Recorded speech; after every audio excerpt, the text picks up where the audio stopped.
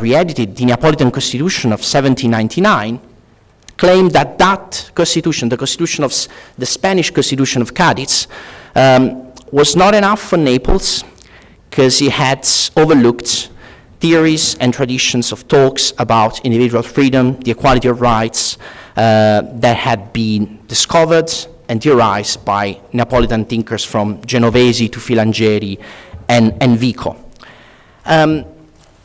What most of these works published by liberals in the 1820s focused on is what, if I can use the words of Christopher Hammer, we can call is a republicanism of rights. They tried to merge an Enlightenment tradition that focused on a theory of rights, a republicanism of rights, that they tried to merge with modern constitutionalism, modern early liberalism.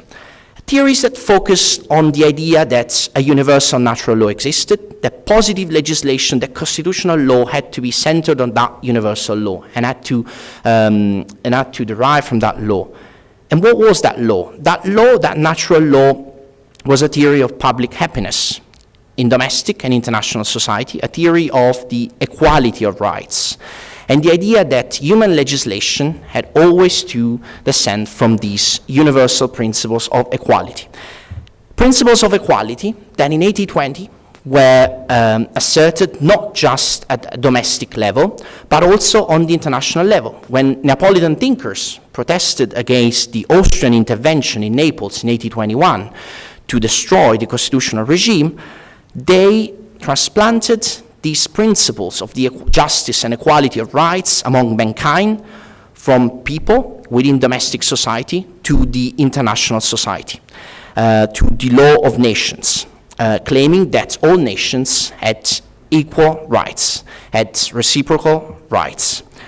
And that tradition, this Enlightenment tradition, that we might call this tradition of republicanism of rights, more than a liberal tradition in the early 19th century, has a long history. Has a long history that continued throughout the 19th century in Naples, and that influenced the Neapolitan theories and debates on political economy, constitutionalism, trying every time, at every revolutionary moment, trying to revive the Neapolitan Constitution of 1799, the legacy of that Constitution preaching the rights of men and the equality of rights, to international law, preaching and trying to develop a theory of justice in international relations centered on the principle of national self-determination.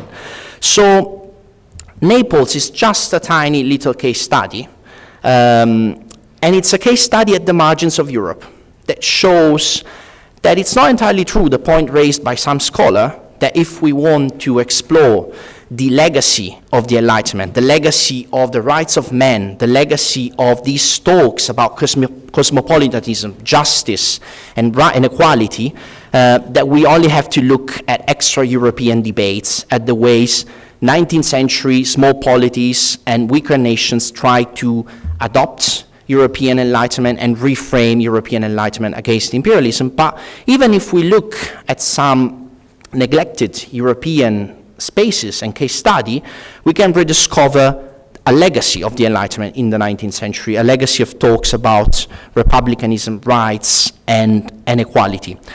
I'll stop it here. I hope I've not abused your patience too much. And I'd like now to introduce Christopher Hammer.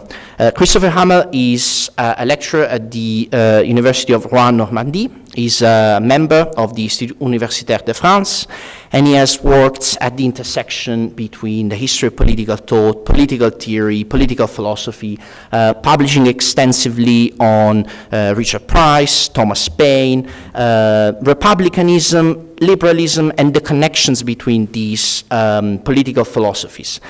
Today we will give a talk, a keynote speech on Richard Price on natural rights, civil liberty, and self-government, rethinking Enlightenment republicanism. So without further ado, thank you for being here, Christopher, and please, the floor is yours.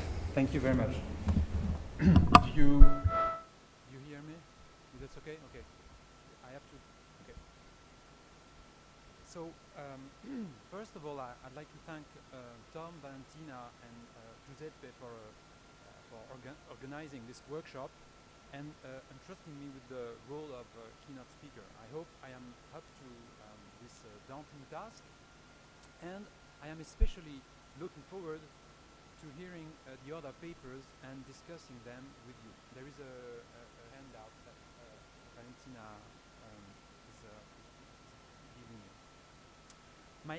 My aim today is to share some reflections on Enlightenment Republican thinking, and more specifically to discuss the intellectual categories we use as historians of political thought to analyze Enlightenment Republicanism.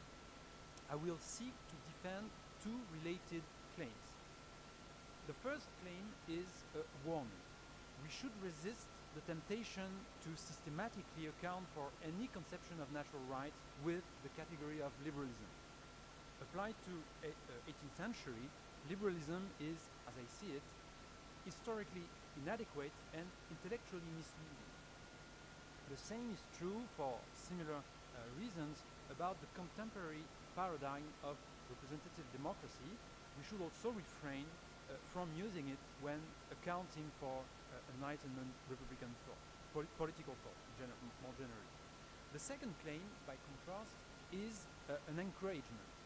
We should fully embrace the idea, and I thank Giuseppe for his introduction. I didn't know he would give it stated as he did. We should fully embrace the idea that Republican thought, in some of its various forms, not all but some, comprises the notion of natural rights. The republicanism of rights is a category as historically legitimate as it is robust intellectually. I have endeavored to substantiate this latter claim in several publications, but today I would like to defend it by considering the case of Richard Price, whom I imagine at least some of you hardly know who is. So Richard Price was a rational dissenter, born in Wales in 1723, and he died in London in 1791. He preached as a dissenting minister in London all his life, but he also distinguished himself in very different fields, like theology, mathematics, actuarial, science, political economy. Some of you may vaguely remember him as a political thinker, as the unfortunate target of Edmund Burke's very famous reflections on the revolution in France. Burke's reflections are generally thought to have crushed Price's discourse on the love of our country, in which Price insists that he sees in the early days of the French Revolution the same political principles that had animated both the American revolutionary efforts and the glorious revolution in England. However, Price's discourse on the love of our country was not just a victim of Burke's infuriated rhetoric. For it is to defend Price's principles that several major authors, Joseph Priestley, Mary Wollstonecraft, Catherine Macaulay, and Thomas Paine, immediately took up their pens and made their own contributions to the theory of natural rights in the revolutionary period. But it was in fact as early as 1776, with his observations on the nature of civil liberty, that Price made his name as a political pamphleteer, siding with the British colonies in their conflict with the British government. In this tract, which was reprinted 15 times during the year, which sold 60,000 copies and prompted the publication of more than 30 pamphlets aimed at refuting it, Price defended a striking thesis. Every political society and all the individuals who make it up have a natural and inalienable right to civil liberty. And liberty, in every sense of the word, must be understood as self-government.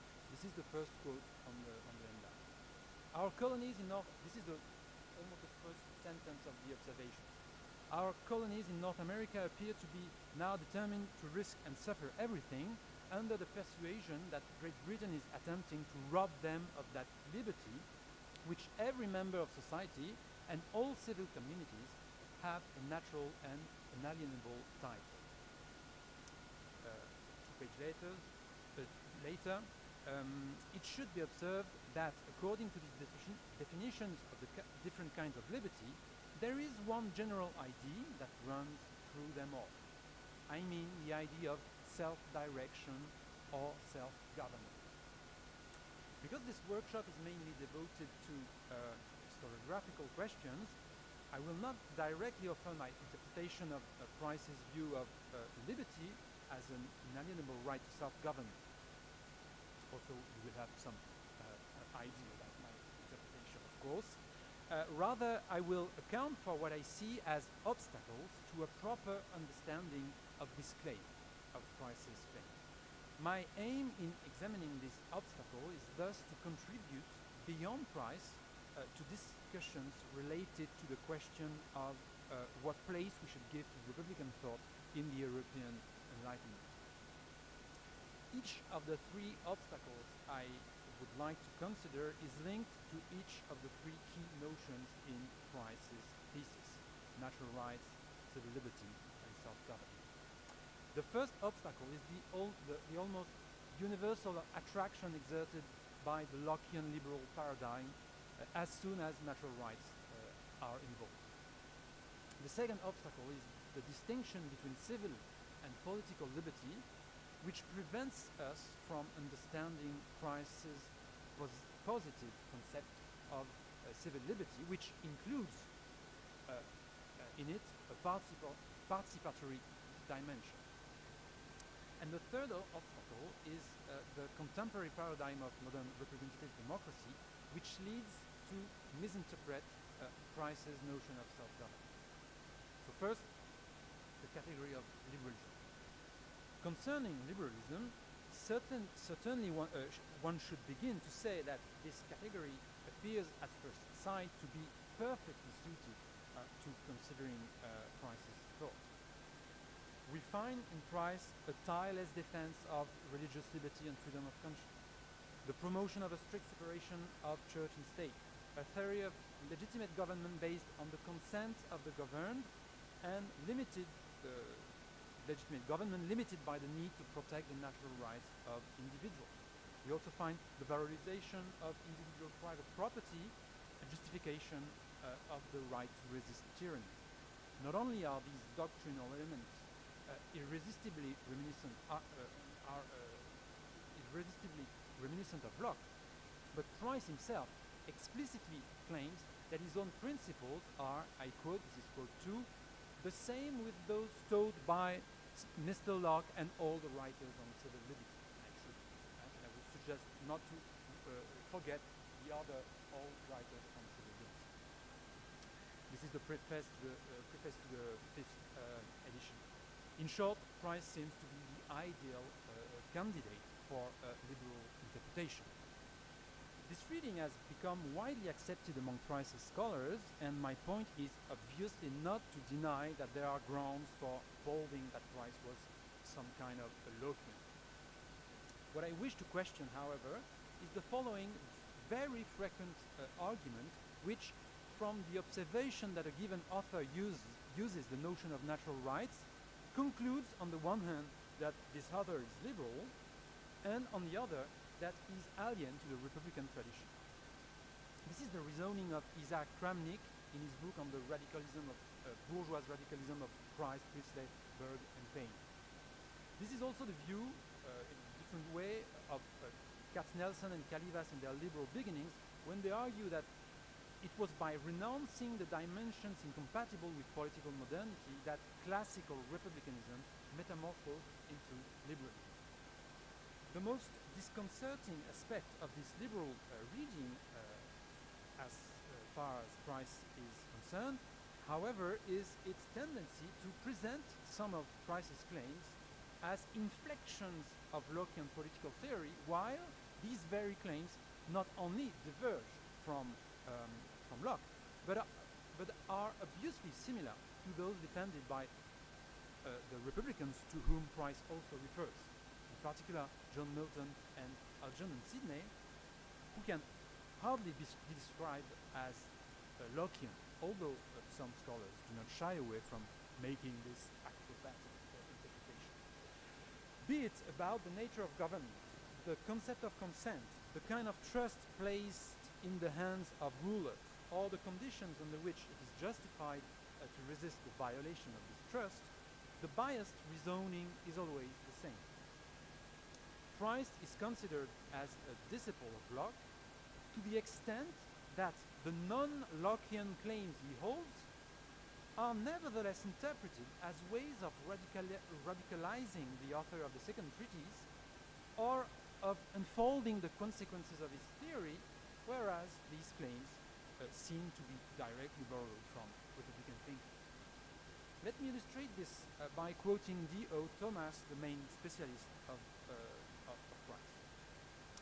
In order to explain the importance of political participation of the people of Christ, Thomas argues that, this is quote 3, Christ threatens the concept of popular political responsibility, but in doing so, he only draws out the implications of Locke's foundation of political society in the contract. Christ makes each man a responsibility for the welfare of his society and for the defense of natural rights continuous, whereas Locke, it was only at the beginning of the contract that this responsibility is put forward. Second quote, by his emphasis upon popular political responsibility, the democratic element latent in the secularization of politics that had largely been achieved under Locke's guidance in the 17th century became manifest. The people were to govern themselves. What is striking here is that the view that Locke does not defend, but whose Lockean spirit Christ is supposed to reveal, is precisely the one that the republicans of the early modern period, not all of course, tried to put forward against the dominant monarchist theories that kept the people in a passive role. I have put on the handout a couple of relevant quotes from Milton, Tenure of Kings and Magistrates, and Sidney, Discourses Concerning Government. I don't read them, but we can come back, of course, to these during the discussion. I do not want to suggest, of course, that Milton, Sidney, and Price shared the same conception of self-government. I am just arguing that the Lockean reading is too artificial to be convincing, and that Price would more persuasively be related to republicans as Milton or Sidney, among others. More on this in the last point of my talk. I now turn to the second obstacle, which concerns the notion of civil liberty. On the one hand, Christ repeatedly stresses that enjoying civil liberty means having one's personal rights protected. This is quote 5. Free state, at the same time that it is free itself, makes all its members free by excluding licentiousness and guarding their persons and property and good name against insult. On the other hand, his insistence on self-government suggests that he does not confine himself to this private dimension, but includes political participation within the concept of liberty. Quote 6. Their liberty as members of communities associated for the purposes of civil government is their power of self-government in all their civil concerns. The question arises then, how does Christ conceive of civil liberty? Most interpreters have answered this question by using a conceptual distinction between civil liberty, which corresponds to personal rights, and political liberty, which corresponds to the exercise of political power or political participation. This is the reading of Harry Dickinson. This is the reading of Molivas in his PhD on natural rights in the 18th century, unpublished PhD. This is the reading of Thomas, D.O. Thomas, but here I would like to focus on Philip Petit's formulation. Philip Petit is not an historian of political thought, but he gives this good formulation of the same claim. it's the most illuminating one, I think. This is quote 7. Neither Price nor anyone in this camp define liberty by participatory access to democratic control. It is true that Joseph Priestley, a close friend of Price's, described the democratic power of voting as political liberty. But he distinguished between political and civil liberty and argued, like Price, that such a power was a means and not necessarily an indispensable means to civil liberty. For Petit, differentiating liberty from participation is essential because it allows him, following Skinner, to keep republican liberty in the family of negative concepts of freedom while recognizing a link between liberty and participation. The latter, participation, is a means to achieve the former. This is indeed exactly how Priestley sees it. His main move in his essay on the first principles of government is to emphatically dissociate civil from political liberty. This is quote 8. And it's the beginning of the essay. Political liberty, I would say, consists in the power which the members of the state reserve to themselves of arriving at the public offices, or at least of having votes in the nomination of those who fill them. And I would choose to call civil liberty, Priestley goes on, I would choose to call civil liberty that power over their own actions, which the members of the state reserve to themselves, and which their officers must not infringe. Priestley's next move is to reconnect what he has dissociated by making political liberty the chief guard, he says, of civil liberty. Quote 9. Political and civil liberty, as before explained, though very different, have, however, a very near and manifest connection, and the former is the chief guard of the latter, and on that account, principally, it is valuable and worth contending for. So,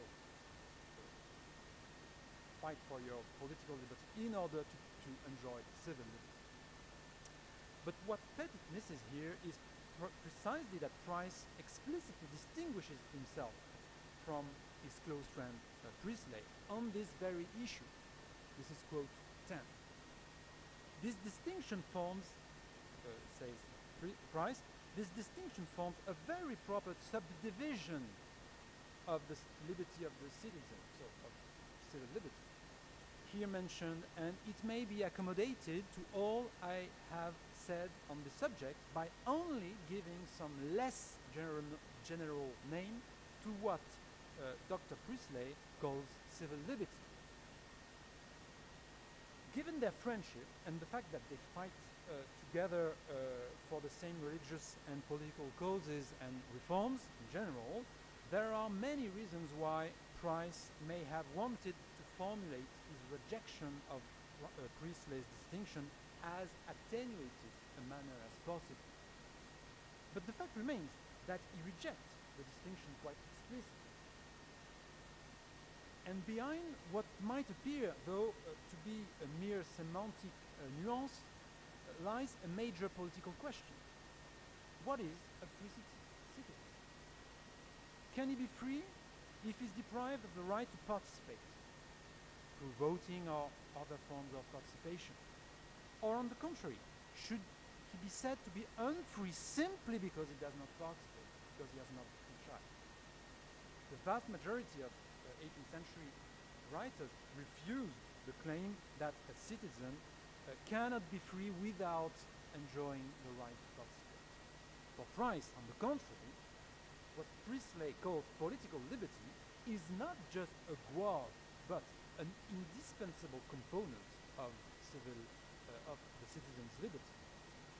Which is to say that as long as they live in societies where they do not have the vote and are kept out of the various forms of political participation, citizens are simply not free.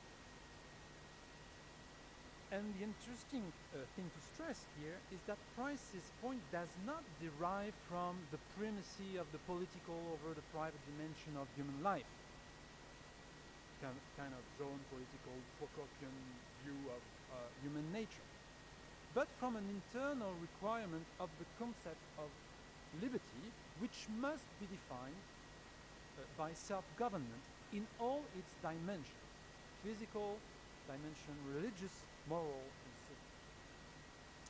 Such an insistence on self-government raises, of course, many questions. Among these, a crucial one is how Price manages to maintain this ideal in practice, while recognizing the need for political representation. In other words, is there any institutional setting that would belie Rousseau's claim, targeting English system, of course, that the people necessarily lose their freedom as soon as they delegate the power to make laws? In a nutshell, the answer of Price is that political representation, properly conceived, and certainly not as the British system embodies it at this time, the political representation is not a substitute to self-government, but an approximation of it. This is quote 11. From hence, it is obvious that civil liberty in its most perfect degree can be enjoyed only in small states, where every member is capable of giving his suffrage in person and of being chosen into public offices. When a state becomes so numerous, or when the different parts of it are removed to such distances from one another as to render this impracticable, a diminution of liberty necessarily arises. There are, however, in these circumstances, methods by which such near approaches may be made to perfect liberty, as shall answer all the purposes of government and at the same time secure every right of human nature. By contrast with most scholars, Iftar Elazar took Price's claim very seriously in his 2012 doctoral dissertation supervised by Philip Pettit. Elazar has proposed, I quote, a democratic reconstruction of the Commonwealth language of liberty and government in the political thought of Price. And the title of the thesis is The Liberty Debate, Richard Price and his critics on civil liberty, free government, and democratic participation. This major study, however, is hampered by the presentist methodological orientation that guides it, and this is the third obstacle I wanted to focus on. Though it might, to some extent, be illuminating to situate Price's theory of liberty on the threshold of representative democracy, it is certainly not the best way to understand what he was trying to do at a time when this kind of regime did not exist yet. And my aim in this last section is to show some difficulties raised by this interpretation, and to do so I will focus on the two following concepts: civic virtue and self-government. Elazar's reason not to dwell on the concept of civic virtue is that this typically Republican concept is used by some of Price's opponents precisely to contest his theory of self-government.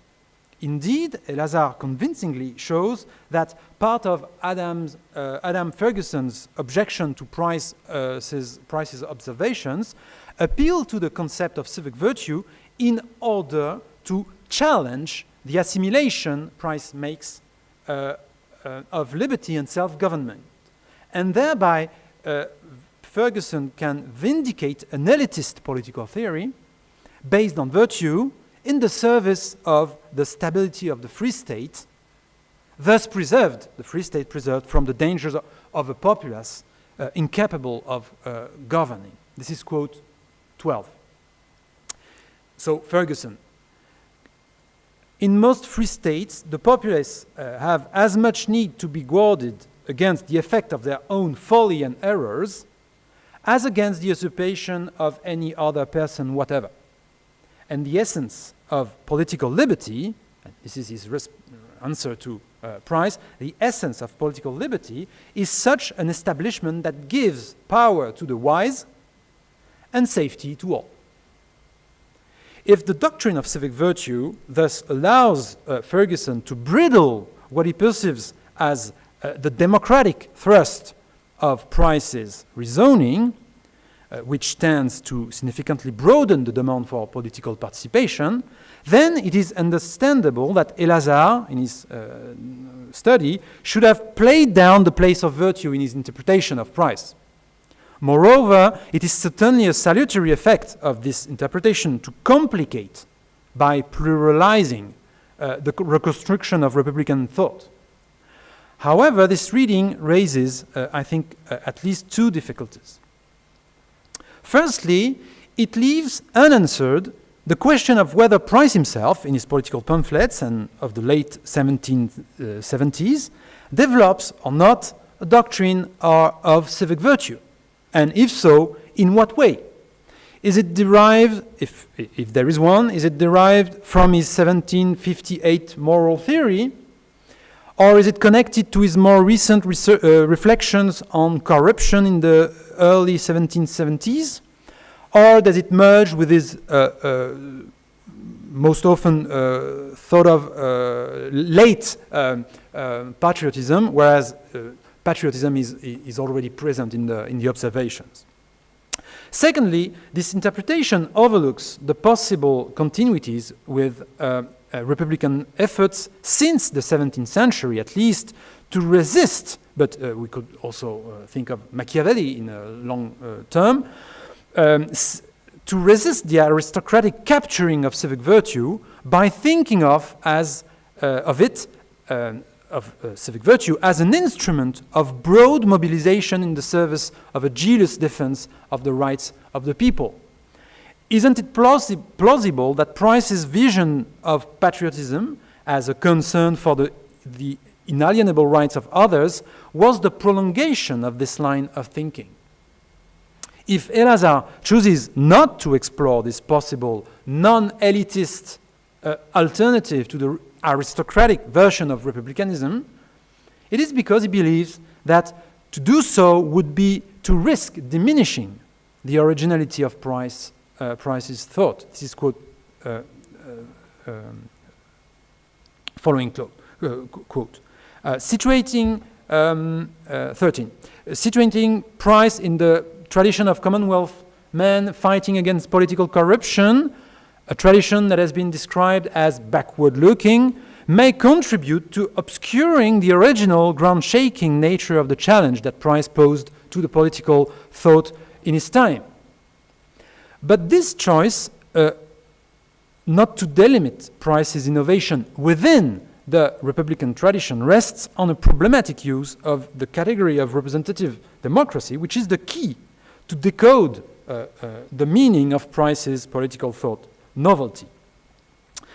Let us consider the way Elazar accounts for the retrospective outlook he endorses in order to interpret Price's view of self-government. The reason why it is important to study, I quote, this shift in the understanding of self-government, this is quote 14, is because it was, I quote again, an important step in the formation of the modern idea of democracy. Elazar can therefore claim, quote 15, in the conclusion of his study, that his aim was not to determine whether, I quote, the reconsideration of the classical assumptions had started around the time of the American Revolution, end of quote. That is to say, when Price published his observations on the nature of civil liberty. Instead, his avowed aim has been to read Price retrospectively. Quote 15, again, Price formulated concepts and arguments that would become part of the conception of modern Republican democracy inspired by the American Revolution. So, post-Price history provides the key to reading his political thought, enabling us to find in it what Price helped to bring about. Quote 16, it would be useful to think of price works as being part of a process of conceptual change that led to the modern understanding of representative and constitutional democracy. His ideas can be read in retrospect as part of an inchoate conceptual framework that he was helping to articulate. When used discriminately and self-consciously, the anachronistic terms of this framework can be helpful in clarifying the issues that were at stake in the price debate. From this standpoint, Elazar can easily admit that Price carries on with the Republican reflection on the nature of free states while stressing the breakthrough represented by the democratic requirement of Price's thought. This is, quote, 17. Price's theory of liberty and government provides an interesting model for a proto-democratic theory that combines the Neo-Roman conceptual framework with a deep commitment to democracy. Price's ideas of participation went beyond consent and contestation. However, there are reasons to believe that the shift is exaggerated and that Price's innovation is consequently misunderstood. To show this, let us take, for example, Skinner's account of the Neo-Roman theory of liberty and free states.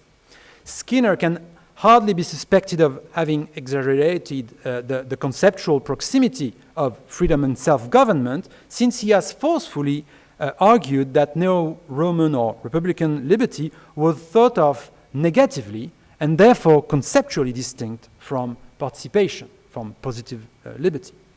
Now, according to Skinner, the Neo-Roman theory of free states rests on the conviction that collective self-government is a necessary condition of individual freedom. Quote 18. It is possible to enjoy individual liberty, says Skinner, if and only if we live as citizens of self-governing republics. But various quotations from several early modern Neo-Roman theorists, Machiavelli, Needham, Needham, John Milton, Algernon Sidney, and Price himself, these quotations lead Skinner to go, in fact, much further and to argue against the negative characterization he is proposing, that it is individual liberty itself that must be defined as by self-government. Quote 19, free states, like free persons, are thus defined by their capacity for self-government. A formulation that could scarcely be closer to the letter of Price's text. I can send you back to the quotation 6. It would be a mistake, of course, to presume that these authors meant the same thing as Price when they invoked, in a way or another, self-government. Even more certainly, they did not draw from this notion the same institutional and political implications. But if Price, like no one before him, relied on self-government to conceptualize liberty, representation, and popular participation, still the nature and force of his proposal will be better understood by situating it within the history of republicanism than by placing it on the threshold of modern democracy. The next step then would be, but this is my conclusion, would be to identify the intellectual context that would at the same time help to situate Price's thesis and to circumscribe its originality. It is, of course, the theme of another talk, but in the remaining time offered to me, I would limit myself to hint at one important line of inquiry, namely the fact rarely considered by even specialists of Price, that Price and other writers have been repeatedly accused to promote a kind of republicanism based on natural rights. Let us take Joseph Priestley's 1769 essay on the first principle of government, which Price highly praises it, in spite of his crucial refusal on the distinction between civil and political liberty. Now, Priestley takes for granted the following maxim, quote 20. The sum of what has been advanced upon this head is a maxim than which nothing is more true, that every government in its original principles and antecedent to its present form is an equal republic. And consequently, that every man, when he comes to be sensible of his natural rights and to feel his own importance, Price would say his own dignity, but also Priestley uses this term, will consider himself as fully equal to any other person whatever. Now, it is exactly this kind of assertion which links republican ideology to the natural rights of man that will be, a couple of years later, at the center of Joshua Tucker's reviling critique of what he sees as horrifying influence of ancient and modern republicanism on the leading figures of the colonial contestation. In his letter to Burke of 1775, Tucker targets, quote 921, some celebrated Republican writers of late, among them Priestley, whose, I quote, whose aim was to establish a Republican form of government built on Republican principles both in church and state. I quote again Tucker, the people, you know, according to this Republican doctrine, are, in all instances, the supreme head, the Lord paramount, and government, even the best of governments, ought implicitly to submit to their authority and control. And no sooner Price publishes his observations on the nature of civil liberty that Tucker returns to the attack and continues to denounce with renewed vigor the Republican bigots, because Price and Priestley were ministers.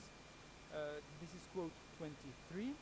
Price is described as a Republican Goliath himself, and according to Tucker, as to at least 20 writers refuting Price's observations from different angles, the core claim of this, I quote, leveling scheme of an equal republic is the inalienable right of the people to pull down all the governments subsisting in the world and to institute other in their stead. Such is the very dangerous lesson of these, I quote again, sage enlighteners of modern time. This is, I think, a very suitable quote to put an end to my talk in the context of this workshop, and I just want to add an ultimate word of caution as a way to let both this field of inquiry and the discussion as open as possible. I am not suggesting that we should blindly rely on this extremely hostile reaction to Price and Priestley, of course, in order to document what I call republicanism of rights. My more modest, but still committing claim, I think, is that any study of Republican thinking in the age of Enlightenment, especially one that aims at understanding the intellectual environment in which the revolutions of the late 18th century emerged, would certainly miss something relevant by ignoring such violent accusations of promoting a Republican doctrine based on the natural rights of self-government. Thank you very much.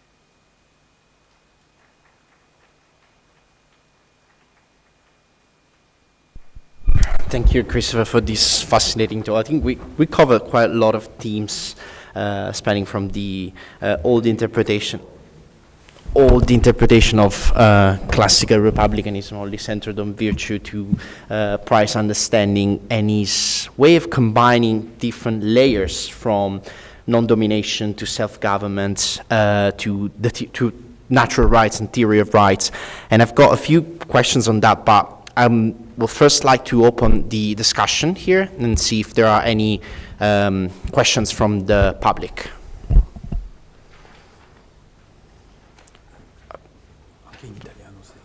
Okay.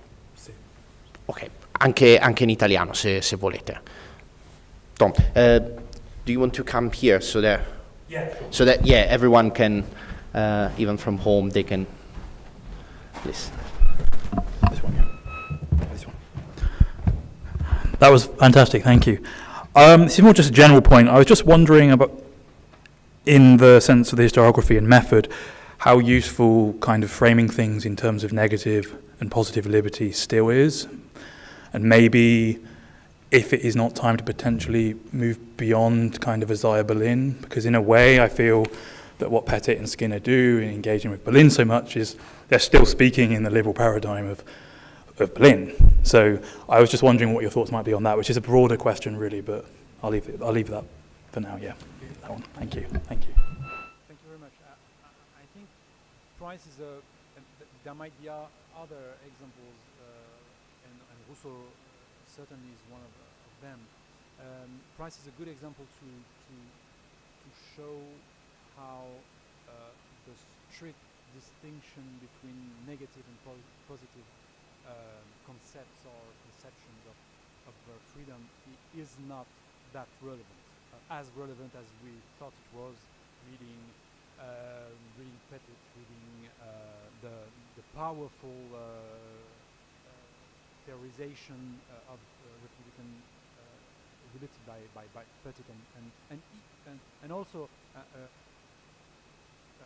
the powerful, fruitful distinction of negative and positive liberty can be also shown by, I'm thinking about Valentina Arena work on the Roman political thinking, and she's basically using Pettit's notion of freedom as non-domination, showing that it's perfectly relevant for doing what she does, and she's not a political theorist in the sky of ideas. She's an historian of sorts, and so it makes sense to use this distinction and to maintain up to a certain point this distinction. But there are examples, and Milton would be another, and Sidney certainly, but you would have more to say than me on him, to show that yes, it's necessary to go beyond, and what is striking in Price is that I have not given the quotes, the relevant quotes here, is that he exactly endorses the idea that to be free is not to be a slave. So this seems to confirm the negative. When I'm free, I'm not a slave. So it's by contrast with domination or the submission to the arbitrary will of someone that I am to be taken as someone free. But not to be a slave, says Price, means to self-govern oneself. So actually, there is both this relevant distinction between freedom and slavery, and the fact that when you're free, you're not just not dominated. You're capable of governing yourself, and this opens, of course, something that Pettit doesn't want to enter in, which is some kind of potentially perfectionist notion of what is to govern oneself and what is to be a human, a functioning human, properly speaking. And I can understand why Pettit doesn't want to go into this in terms of contemporary political theory, but when we are back to the sources, textual sources, then we see that there is some problem. And so I agree, we should go beyond, without saying that it's not relevant anymore. It's still relevant, but it remains insufficient or not enough.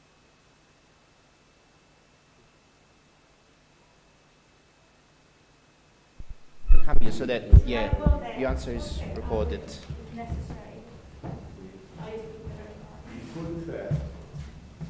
Yeah, I was wondering how it's useful to keep this discussing along these lines.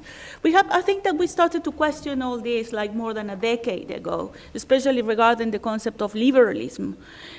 Using in all these possible ways, it seems like taken totally out of context. It seems that it loses all its meaning. So I have the impression that we are moving into from these positive to negative conceptions of freedom. And I don't, when at the end of the day, when you want to say like, well, what is exactly where price stands, I wouldn't be able to summarize it. So I would like to invite you to probably to give us a hint about what could you think could be like the easiest way to understand without all this contemporary discussion that probably has led us into an abyss. Thank you. Thank you very much. Maybe the first thing I would say is that I am convinced that we cannot work as interpreters without categories, and categories cannot be only those that are forged or used by the authors themselves. Because if we do this, we just are condemned to, so to speak, rephrase and to rephrase more the most precisely. The most precise way, then we are just to repeat what they have said. So we are condemned to use some categories, and this is what do all the specialists, and so I feel constrained to embark this task and to discuss the ways scholars, specialists of price have tried to make sense of his theory. Then what is certainly the concept of self-government has an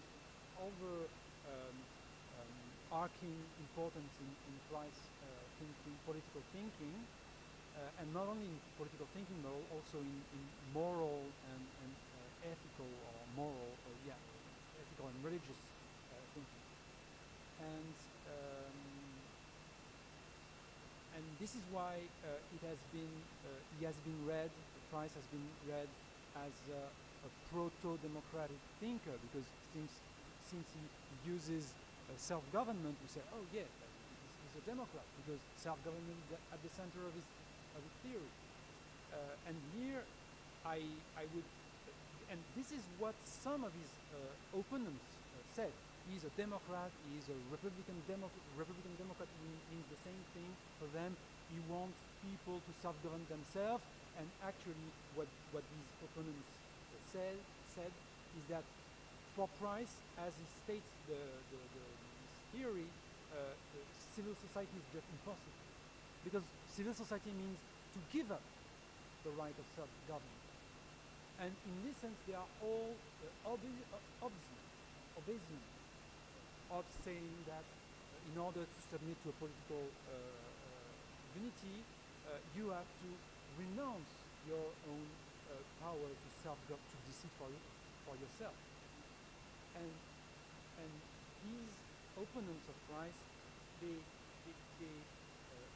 attribute to him the idea that to self-govern oneself means to do whatever I like for one's life, which of course is not the case, but does not solve all the difficulties.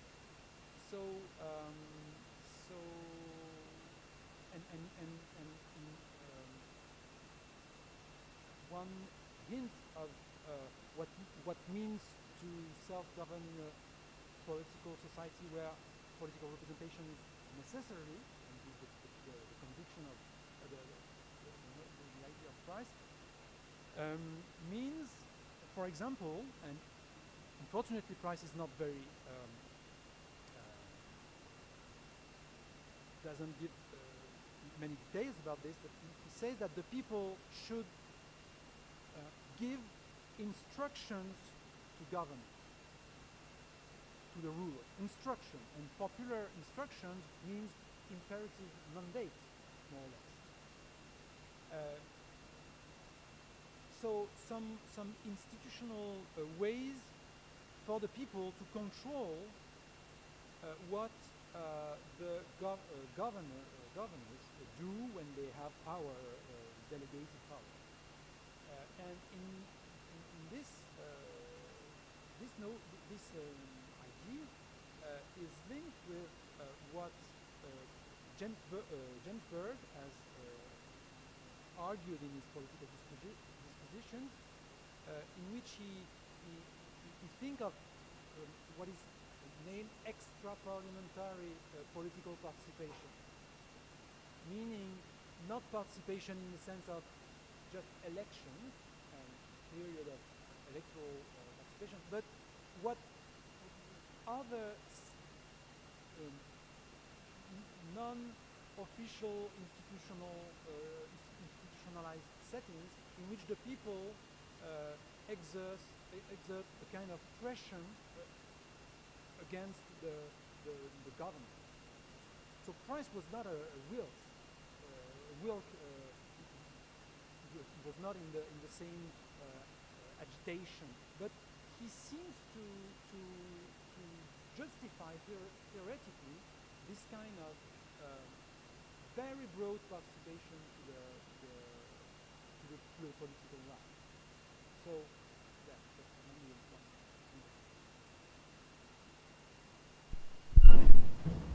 Yeah, so first of all, thank you very much for your lecture. I have a question connected to what we talked about a little bit yesterday. I was wondering if Price, in his discussion about the liberty of the citizen, so against the subdivision of civil liberty and political liberty of Priestley, I was wondering if Price considers the question of women, because as we know, Price was very close to Wollstonecraft, and then in the revolution of the 18th century, women are sometimes granted of civic rights, sometimes, but of course any political rights. So thank you. Thank you very much. Actually, and maybe unfortunately, he doesn't say a word about women in terms of women as citizens or women's rights as members of the civil society or communities, political community. However, several opponents reacting to his observations precisely accuse him of inconsistency, trying to refute him by saying, if what you say is true, and of course it's not true, but if what you say is true, then it means that since women and children are human beings, your notion that everyone has every human has a right to self-government means that we should give the vote to women and children, which is of course thought of as a refutation by the absurd, by the opponents of Price, and Price doesn't answer this. But of course, Wollstonecraft will answer for in her own way, and so it's very difficult to know what he thought about this. It seems difficult to think that he has not thought about it, of course. He has helped Wollstonecraft in a very significant manner in order that she could be autonomous and so on. But my explanation of this is that he has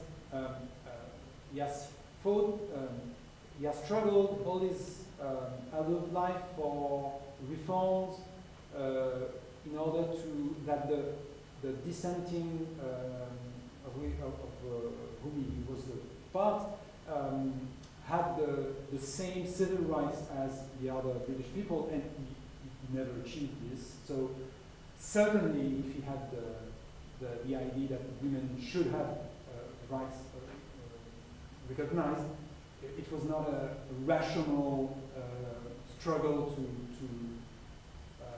put on the agenda, given that he was not able to obtain equal rights for dissenting community. So this would be mine. Yeah. But in the end, I don't know if there are earlier. I'm not making a historical thesis here, but certainly it is one of his reaction to Price in terms of if you're right, then women should have and children would have civil rights to human right to civil liberty. This is a very early formulation in a negative way of what will be soon a positive thesis about the rights of women.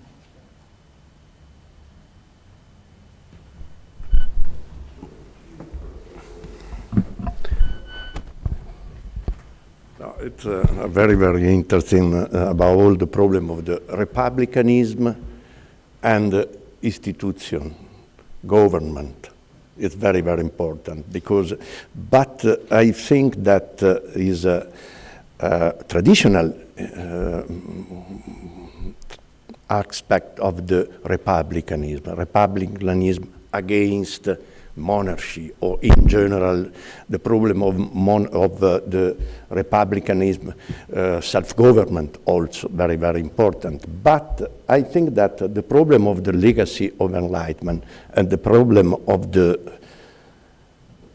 rights and republicanism is connected by the problem of the spirit of republicanism. This word is very important, I think, because in the second moment of in the second age of the 18th century, we have this expression, spirit of republicanism. Spirit of republicanism is connected in the first time by the problem of the organization of the government, and it is all right. But at the end of the 18th century, the world changed completely. We have the problem of the empire. I know very well the book written by Jennifer Pitt, A Turn of Empire. A Turn of Empire, Jennifer Pitt do not use the expression rights of man. She discussed about the problem of the relationship by classic republicanism and liberalism, but the problem of the rights of man is not at the center of his discussion. The problem of empire changed completely the situation because we have the problem of the universalization of rights. The rights are very important only for the community, political community, England, Naples, Turin, or is a big, enormous problem of the empire in the world. The problem of the constitution in England or the constitution in the different colonies is completely different because, and this is the question that Giuseppe said, the international law. International law without the reference of rights of man is very difficult to organize. And the problem of republicanism, what mean in the spirit of republicanism, in the thought of Enlightenment thinkers, is connected by the problem not only participation, but, for example, the word virtue. What does it mean exactly, virtue? In the classic republicanism is civic humanism, is sociability. In the new republicanism, connected by the Enlightenment culture, what's mean and is clear in the test Genovese, but also Tocqueville, after Tocqueville, explained very well what does mean exactly virtue. Virtue is respect of rights. Change completely. Alors, the question is this. The classic republicanism is connected by the small community. The new republicanism of rights in the thought of Filangieri, of Kant, of Diderot, or Herder, above all Herder, the idea of Herder, are connected the universalization of rights. This is a big question for us, because I have discussed in the past with John Pocock, Quentin Skinner, but the problem is the Enlightenment. When we have a new phase of Enlightenment connected by the politics, organization of politic discourse, this organization is connected by the new language of rights. Is a new proposal, and is connected by the problem of the empire. Because we have the problem of the slavery, we have the problem of women question, we have the problem of religious minority, we have the problem in general of, I think, above all, Herder. What does it mean exactly, the humanities of man? Like it's possible to organize the humanity in the political contest, in new political contest. We have had a terrible war, for example, the war of 7 years, 1 million of that in Europe. This changed completely to scenario. It's very important, I think, that for us to reflect what is meant the spirit of republicanism in the at the end of 18th century, before and after the American Revolution, before the French Revolution, and then what is the relationship by the liberalism. Because I remember that Filangieri have written a big science of legislation. Benjamin Constant, against Filangieri, have written 400-page commentario of Filangieri and explain very, very well the difference. For Filangieri, the rights of property is very, very important, but it's also very, very important the economy, civil economy. Like it's possible to put together the free market and the rights of man. This is a big question in Naples. In Naples, this is a big question. But it is not a question for Adam Smith. In the books of Adam Smith, we have not any reference of rights of man. Why? This is a big political problem, I think. Thank you so much. Of course, I cannot answer all the questions you raised, but just in order to simplify my answer, I would focus on price indeed and say that actually, Price has, in his discourse on the love of our country, it's really written, pronounced and written in the year of the beginning of the French Revolution, is really a kind of cosmopolitan view of politics, and he has a quite demanding notion of what is a legitimate political society or political community, and certainly one of these requirements is that it should never aggress another country or another people, and so obviously this cannot justify imperialism in the sense that of course the 18th century, the 19th century will embody in different ways, and it is in this sense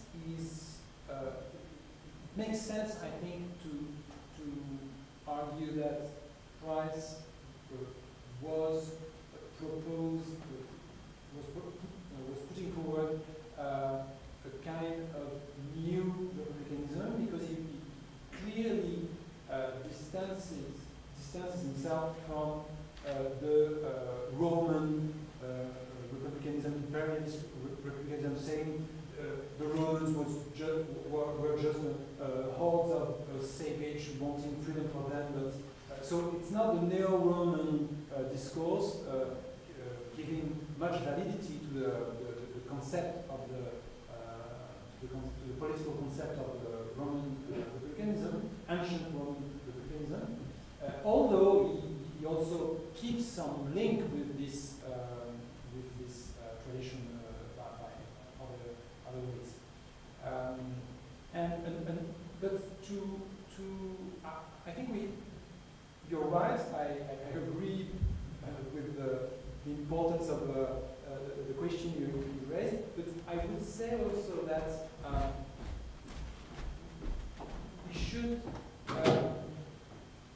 we should think of the Enlightenment as a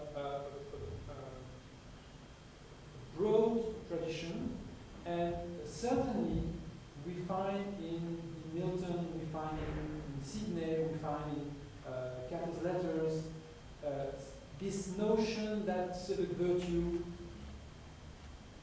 rethought through the ancient republicanism and the classical, the cardinal virtue and so on, properly conceived means what is important in order to protect freedom or rights.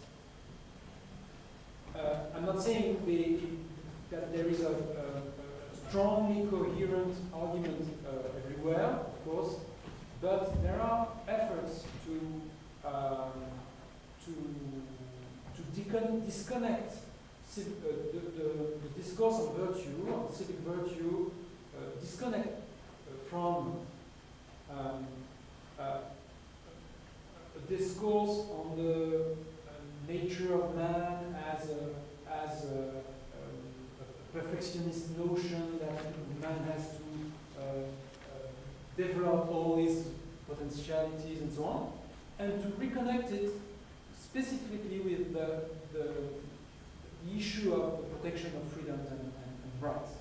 So I think this begins already in the 17th century in Republican thinking, and not in Machiavelli, because in Machiavelli there's no discourse of rights, but in other English Republicans at least, there is quite clearly this notion that civic virtue cannot be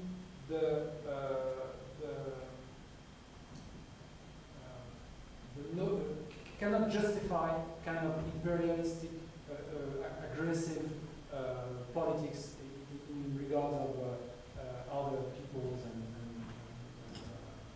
other political communities. If are there other questions from the public, otherwise I'll jump in and.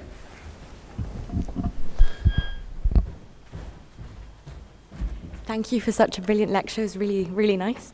I just have a small question, mostly regarding like the 11th quote. Sorry, can you? Okay, this is better. Grazie. Mainly, you note that Richard Price here also talks about civil liberty as being only something to be able to be enjoyed in small states. And I was wondering if you could maybe say a bit more about, indeed, in what way the size of the state matters, and whether potentially he was thinking along the lines of maybe like Montesquieu and Rousseau, thinking that a confederation could be maybe a means of mediating this problem in a republic when it becomes so big, maybe also in the context of the American Revolution, but I don't really know, but thank you. Thank you. Thank you very much. It's a very important question. Actually, he does not elaborate so much on this striking claim that perfect liberty is only for small states. Obviously, he has read Montesquieu in the Nugent translation, and we don't really know if he has read Rousseau, Social Contract, but it seems plausible that he did. So the idea is that political delegation, meaning political delegation of the power to make laws,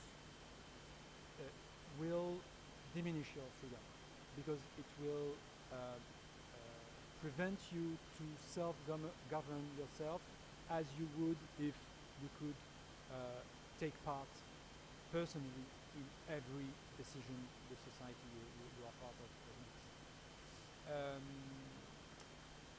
So not so much elaboration. Certainly, he thinks that confederations are relevant forms of political association, or at higher level than the simple the first political community.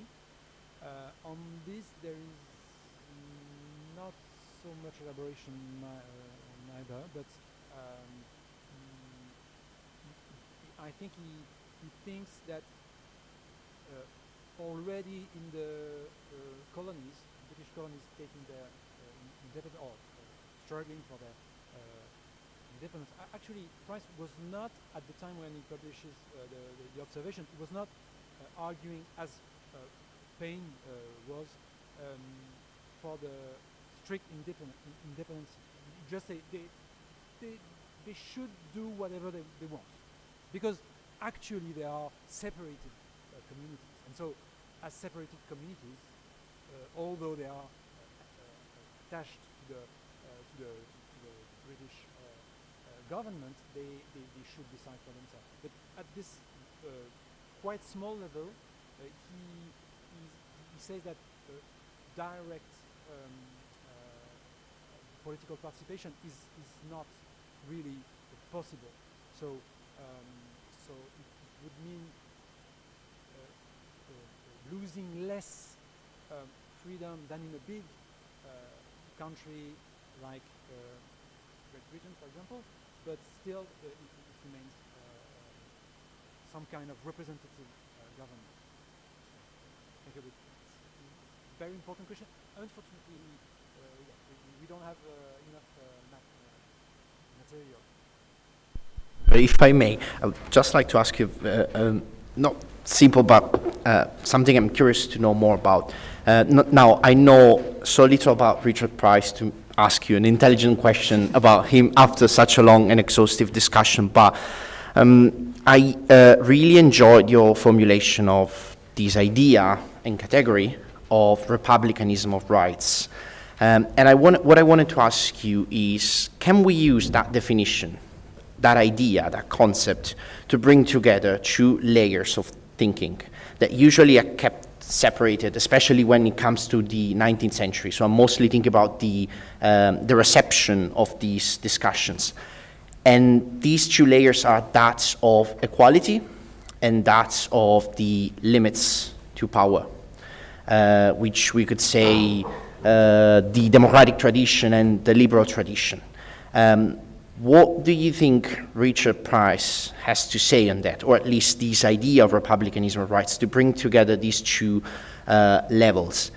And then, is there, in particular, any mechanism, either at the domestic or international level, codification, legislation, that Richard Price is thinking of to preserve rights? Thank you.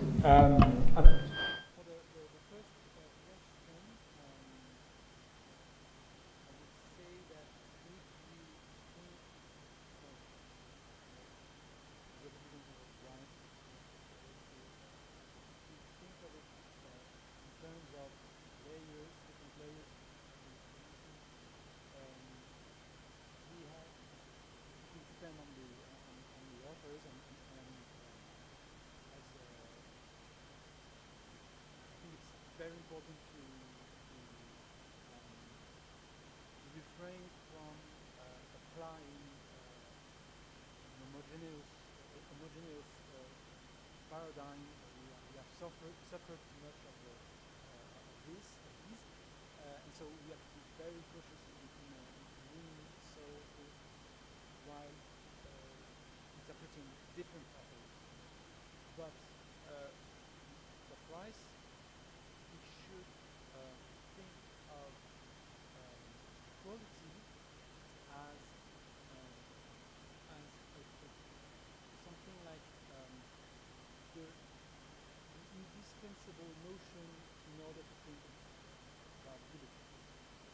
If liberty has a meaning, then and its value, then necessarily means that we are equally free. There are this development price on this development of equal natural liberty. And this has, and this is the way to answer the question of layers. So we have first, there is a lexical priority of liberty or equality, and then we think about delegating power, and since we have this equal, inalienable right to be a member of society, we must think of legitimate government as limited, necessary. You cannot voluntarily think delegate the power which would be unlimited. And so the layers are articulated in a lexical way. And mechanisms, he is not, of course, the first, but he insists on the importance of the reforms of the political representation in Great Britain, so the working boroughs, the frequent elections, and basically the impression is not very detailed in this discussion, but what is clear is that he's convinced that if elections are more frequent, if really everyone is represented in the political system, meaning every male adult has franchise, then the main risks to be governed by tyrannical government and so on is limited. And so what is at stake is what is going on during this not permanent electoral politics, but very frequent, in which people and communities and even religious communities get interested in what is going on in the political life, because everyone has a vote, a voice, and so on. So it could be an internal, but he doesn't say a word about a kind of extra-national, international solution.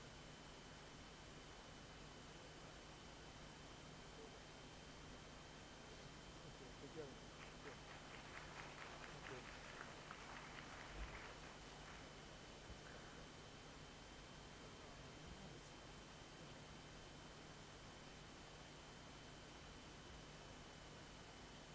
No, it's although unfortunately, I mean, it was controversial because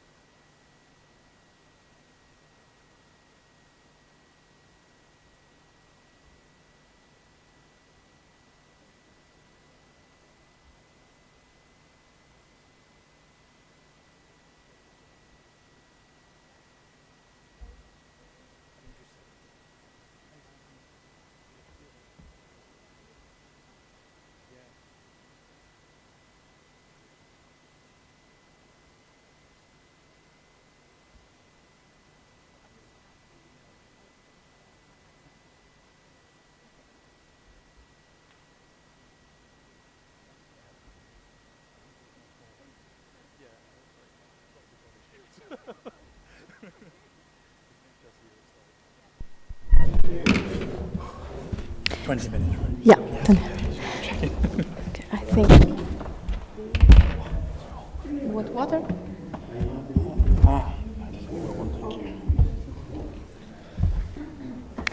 Okay. Of course. So thank you very much for being here after the coffee break. I think we can just start. So first of all, I will introduce our first speaker, and then we are going to listen for our three speakers, and at the end I will introduce our discussant, Adriana Luna Fabricius, who is going to guide our discussion through this panel. So the first of our speakers is Thomas Ashby. Thomas is a postdoctoral historian based at the European University Institute in Florence. He was awarded his PhD on the republicanism of Algernon Sidney in March 2024. He currently serves on the editorial board of the peer-reviewed journal Global Intellectual History, and he co-organizes the Harvard-based Association for Global Political Thought. This paper is developed from research he undertook as a research fellow at the Fondazione Luigi Einaudi, so under this roof in 2022 and 2023. So thank you very much, Thomas. The floor is yours.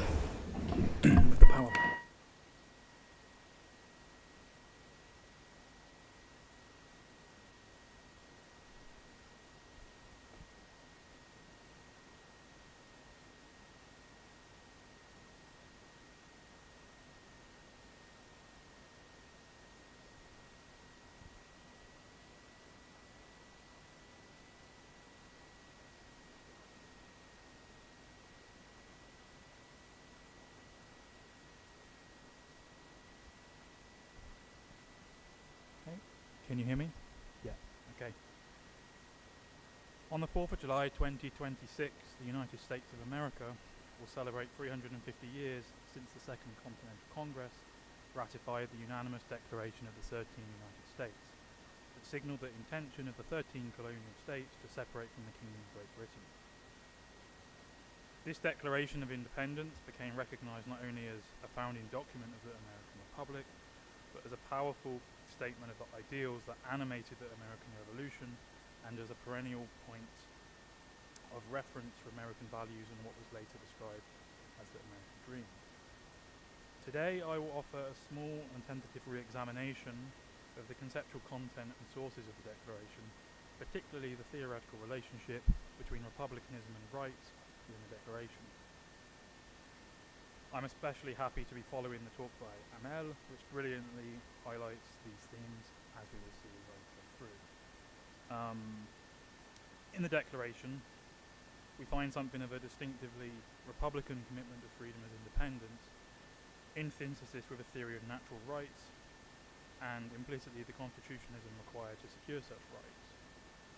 Liberty is listed among self-evident and unalienable rights rooted in nature, where all men are created equal. Nonetheless, this egalitarian language, though limited in its exclusion of women, sits in stark contrast with the realities of enslavement in early America. I mean, indeed, the chief author of the Declaration, Thomas Jefferson, was himself a slave owner. The clear failure of the American revolutionary leaders to match their political and constitutional realities with the ideals of the Declaration was not lost to contemporaries, such as Gaetano Filangieri. For much of the 20th century and into our own century, and especially in the Anglophone, specifically contextualist world of the history of political thought, it has been something of a paradigmatic assumption, as we spoke about earlier, that republicanism, as a theory of government, is defined by its classicism, and in particular, and more fundamentally, by Greco-Roman theories of virtue. Here, freedom is equated with the capacity for self-government, both on the level of the individual and the level of the body politic as a self-governing state. This was a conception of republicanism that was advocated perhaps most prolifically in the historical work of the late John Pocock, who promoted republicanism as not only a historical tradition rooted in virtue ethics, but, similar to Hannah Arendt, as a sort of neo-Aristotelian alternative to modern liberalism. On this account, republicanism, defined by virtue ethics, is juxtaposed with liberalism, which is associated with the development of natural rights.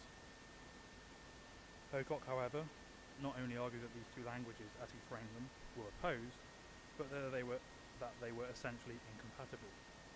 which is the old republicanism and civic humanism, which is what he's framing, and then this. I'll get back to that. Sorry. But by approaching republicanism in this way of thinking, defined by its opposition to liberalism, which is associated specifically with rights again and again, historians of republicanism downplayed the place and significance of rights, from natural rights to the rights of man and even human rights, within the republican tradition of political thought, including its manifestations within the European Enlightenment and the legacies of that Enlightenment, or Enlightenment plural. Such framing is problematic as it excludes the modern republicanism of rights, earlier described by Professor Ferroni, for example, from republicanism, and that is something that we need to correct, as we are doing in this workshop today. This, of course, is not only an Anglophone phenomenon. There were similar assumptions about republicanism and virtue also shared elsewhere, including here in Torino, by Franco Venturi and some of his works. But in recent years, much research has been undertaken that has challenged these assumptions about the relationship between republicanism and theories of rights, as we've seen today, which is probably the reason why this bit should have been a bit shorter, but I didn't realise we were going to have such a good introduction and such a good lecture on these things. And yeah, these studies have looked at a host of historical examples of republicanism and rights are found to not only be in synthesis, but in a way that rights are essential to the very nature of republicanism itself. So what does all this have to do with the US Declaration of Independence? Building on a broader Republican turn in the history of political thought, studies by Vernon Bailyn, Gordon Wood and Pocock demonstrated the historically Republican, as opposed to liberal, intellectual credentials of the American Revolution and early American Republic. This has been reflected in more recent studies on the Declaration that have tended to emphasise its classical or neo-Roman, to use Skinnerian language, emphasis on liberty as independence. It appears to me, however, that the Declaration is not only a statement, indeed an active verbal affirmation of what can be called a Republican conception of liberty, but also one that, at its core, is fundamentally and inseparably defined by its commitment to a theory of rights, state rights. The core source for most understandings of this conceptual pairing of liberty and rights by the authors of the Declaration, particularly Jefferson, has traditionally been the theories provided by John Locke in his Second Freedom Government. I believe that this Lockean dimension has been overstated, however, and that to better understand the relationship between liberty and rights in the Declaration, it is instructive for us to turn alongside Locke to Jefferson's reading of Algernon Sidney's discourses concerning government, as well as other 17th century English Republicans. Thank you. I'll briefly talk about Sidney, and then I'll get back to the Declaration from Jefferson. So, Sidney's Discourses was posthumously published in 1698, and it advocates a synthesis of classical liberty with a theory of natural rights, in stark contrast to the civic humanist framing of Pocock. And does so, unlike Locke, in terms that are explicitly rooted in a theory of liberty with a language of independence, or, as Sidney puts it, independency upon the will of another. For Sidney, liberty as independence is described not only as the height of human felicity, again coming back to the theme of public happiness discussed earlier, but as the primary ordering principle of politics, and it is juxtaposed with conditions of political slavery, and described as a universal right conferred upon them, i.e. all men, by God and nature. When a government violated these rights, its citizens obtained the right to resist such government, dissolve it, and replace it with whatever new government they deem fit, according to the dictates of their own will, providing freedom is maintained. It's also worth pointing out, in the discussion we had earlier about the spirit of republicanism, that Sidney self-consciously described himself as exhibiting, and I quote, a republican spirit, unquote, which is also the title of Amhel's book in French. It is also worth noting, actually, which I did in my previous talk in this room, that in 1797 the Neapolitan thinker Matteo Galdi included Sidney within the list of thinkers that he described as being part of the new science of politics, or the modern republicanism of rights that we already discussed.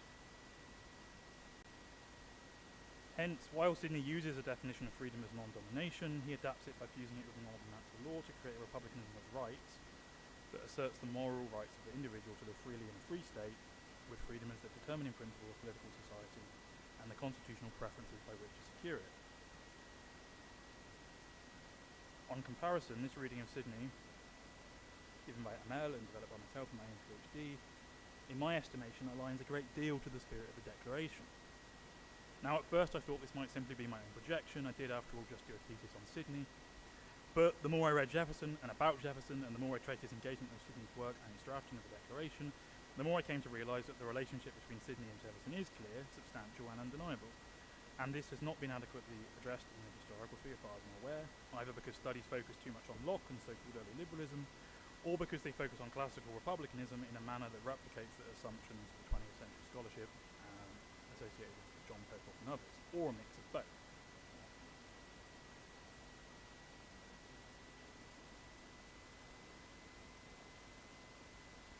Thank you, sorry. So, I'll leave this big quote behind me for you to read as I sort of tell the part. So, just to highlight Jefferson's relationship with Sydney a bit, so it's not taken at face value. We know that Jefferson was familiar with Sydney's discourses before he drafted the Declaration. One reason for this is that he frequently included discourses in his syllabi for legal education, something he discussed in letters that predated the Declaration by some years, from 1771 and 1772. In 1789, he expressed his desire for pictures and busts of various thinkers, including Sydney. On the 13th of December 1804, Jefferson wrote to Mason Locke Weems, describing Sydney's discourses as, and I quote, a rich treasure for Republican principles, and probably the best elementary book of principles of government as founded in natural right which has ever been published in any language. It's a bit of a elaboration, I know, a hyperbole there, I would say. I mean, I did a PhD on Sydney and I would say that that's not the case, but he certainly holds Sydney in high esteem.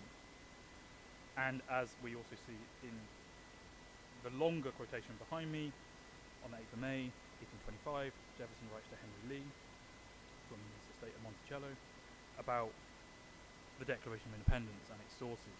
And you see here him discussing the objective of the Declaration of the tribunal of the, of stating the American case through a tribunal of the world, expressing the proper tone and spirit called for by the occasion, and that all the authority of the Declaration rests then on the harmonizing sentiments of the day, whether expressed in conversation, in letters, printed essays, or in the elementary books of public right, as Aristotle, Cicero, Locke, Sydney, etc. You will find these documents and others. He continues to be collaborative with the facts and principles advanced in the Declaration. Again, you see a pairing of Locke and Sydney, and this also occurs in Adams and Franklin and also in Rousseau. But although Locke has a place, I think, as Amel demonstrated earlier, and I quote, the Lockean reading alone is superficial to be convincing. And I think this applies here as well. I'll just briefly talk about one more passage from Sydney, and then move to Jefferson at the same time. So in section 33 of Discourses, in the third chapter, entitled "The Liberty of a People is the Gift of God and Nature," as you can see behind me, Sydney makes a reference to Tertullian and quotes his Latin, and then revises his Latin to make a point, once again, about the Republican spirit, and this is also getting into theology, but I won't get into that now. But what is interesting is that this Latin phraseology by Sydney, which is distinctively Sydney because he's purposefully editing Tertullian here, is Jefferson's family motto, and most studies do not acknowledge that.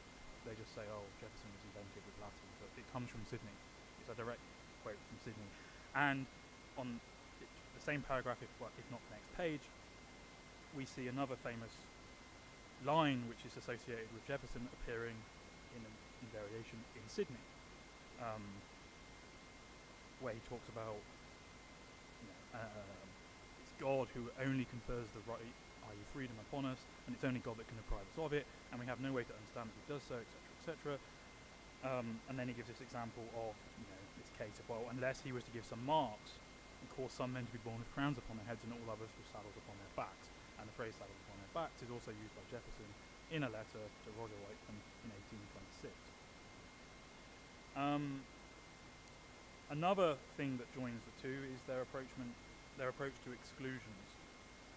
And it's not without some deep irony that Jefferson is writing this letter a week before he dies from Monticello, which of course is his plantation and has a great deal of slaves. enslaved women, men, children. The Declaration also enshrines in its language some of these exclusions. It explicitly talks about all men being created equal. There's not women in that, it's just emphasis is on men. And I think a response to that perhaps would be appropriate to quote Mary Astor in 1706, third edition of her Reflections on Marriage. If all men are born free, how is it that all women are born slaves, as they must be, if subjected to the inconstant, uncertain, unknown, arbitrary will of men? The Declaration, which I will turn to next, also talks about, and I quote, the merciless Indian savages, unquote, which is reminiscent of the language of Aristotelian natural slavery, which also crops up repeatedly throughout discourses and presents a major tension with anyone interpreting its theory of rights. So now we can move to the Declaration. So behind me are two images. The left is one of Jefferson's manuscripts of the Declaration. This is after the edits have been made with his colleagues at Congress. The right is the printed version of the Declaration, which is important because I will talk a bit about the materiality of the text at the end of the presentation, and that is important for this particular version. Okay, so few acquainted with the mythology of the American Revolution, or even its manifestation in American popular culture, which is prevalent, can forget the core conceptual statements of the Declaration, such as, when in the course of human events it becomes necessary for one people to dissolve the political bonds which have connected them with one another and to assume the powers of the earth, the Declaration explains the separate and equal station to which the laws of nature and nature's God entitled them. A decent respect for the opinions of mankind requires that they should declare the causes which impel them to separation. So this is the objective, and it also makes very clear the separate and equal station of individuals as human beings. And what I found interesting is that in Jefferson's original draft, the phrase is equal and independent, as I put on the slide behind. Again, famous phraseology. We hold these truths to be self-evident, that all men are created equal, that they are endowed by their Creator with certain inalienable rights, that among these are life, liberty, and the pursuit of happiness. And then we have the emphasis on the right of the people to alter or to abolish it as an institute of government if a government oversteps and breaches the consent of the government. Again, in the original draft, Jefferson sticks to that independence, created equal and independent.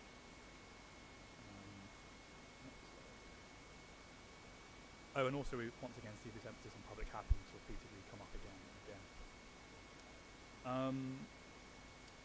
And then, after the initial interventions made by the Declaration, we have the list of the grievances again against the British government. And here we see language critical of absolute despotism, absolute tyranny, dependent on the will of the king, arbitrary government, which all very much fits into this definition of freedom as independence from dependence, or not from domination. And again, is very much framed in, I would say, in a Sidneyan way. I'm not going to say that the Declaration is completely Sidneyan, because that would be over the top, but I think that the balance has been given too much to Locke. It still is given too much to Locke, and I think particularly because of advances in Sydney studies in the last 10 years, 15 years, especially since Amal published his thesis, there has been a reassessment of Sydney as a Republican theorist of rights, and that had not been done properly before in this way, and that calls for a reassessment of Sydney's reception, and a big part of that reception, I think, in the US is Jefferson. Adams also reads Sydney a lot, but Jefferson is fundamentally very Sidneyan in his language and in his commitments, and also in his exclusions. So now we'll, next slide, discuss the last part, which is, as you can see, at the bottom of the slide I put a cropped image of the printed version of the Declaration, and I will talk a bit about the materiality of this. So, as you can see, the Declaration ends by affirming that these united colonies are, and of right ought to be, free and independent states, that they absolve from all allegiance to the British Crown, and all political connection between them and the state of Great Britain is and ought to be totally dissolved, and that as free and independent states, they have full power to levy war, conclude peace, contract alliances, establish commerce, and to do all other acts and things which independent states may of right do. So, I probably didn't need to read that all out because it's behind me, but anyway, what's important about this passage for me right now is the materiality of the capitalization. In this document,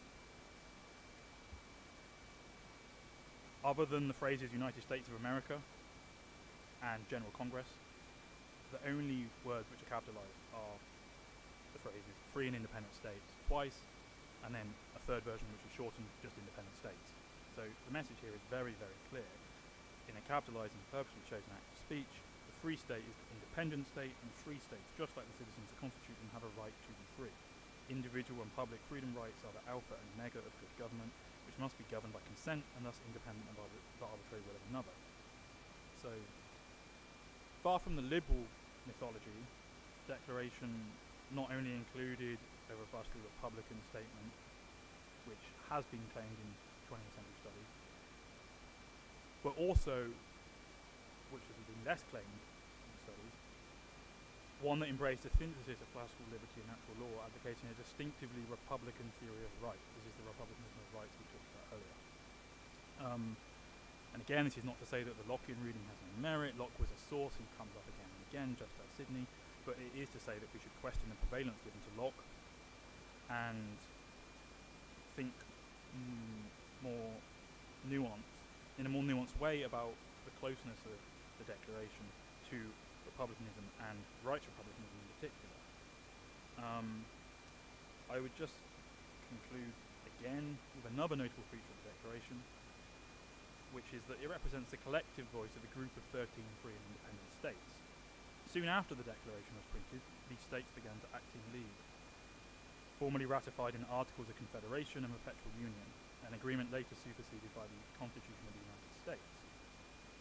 Incidentally, writing to Jefferson on the 8th of February 1825, James Madison was sceptical of how the sources of the Declaration could help against greater troubles, particularly from within.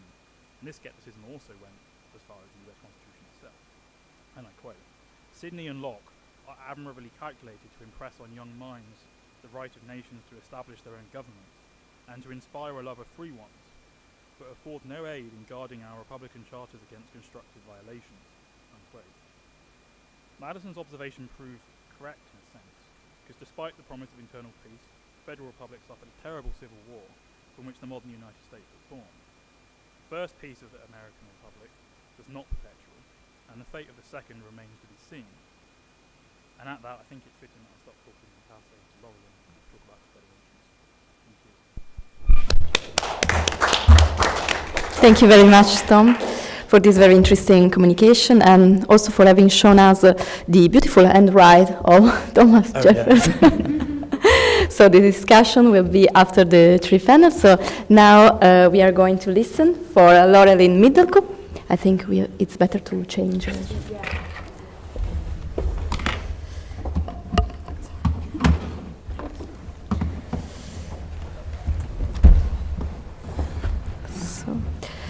Laureline is a PhD candidate at the European University Institute in Florence. Her PhD research focuses on the idea of confederation in early modern political thought, especially in the work of the Abbé de Saint-Pierre. So, the title of your communication is The European Republic and the Law of Nation in the Thought of the Abbé de Saint-Pierre. Thank you. The floor is yours.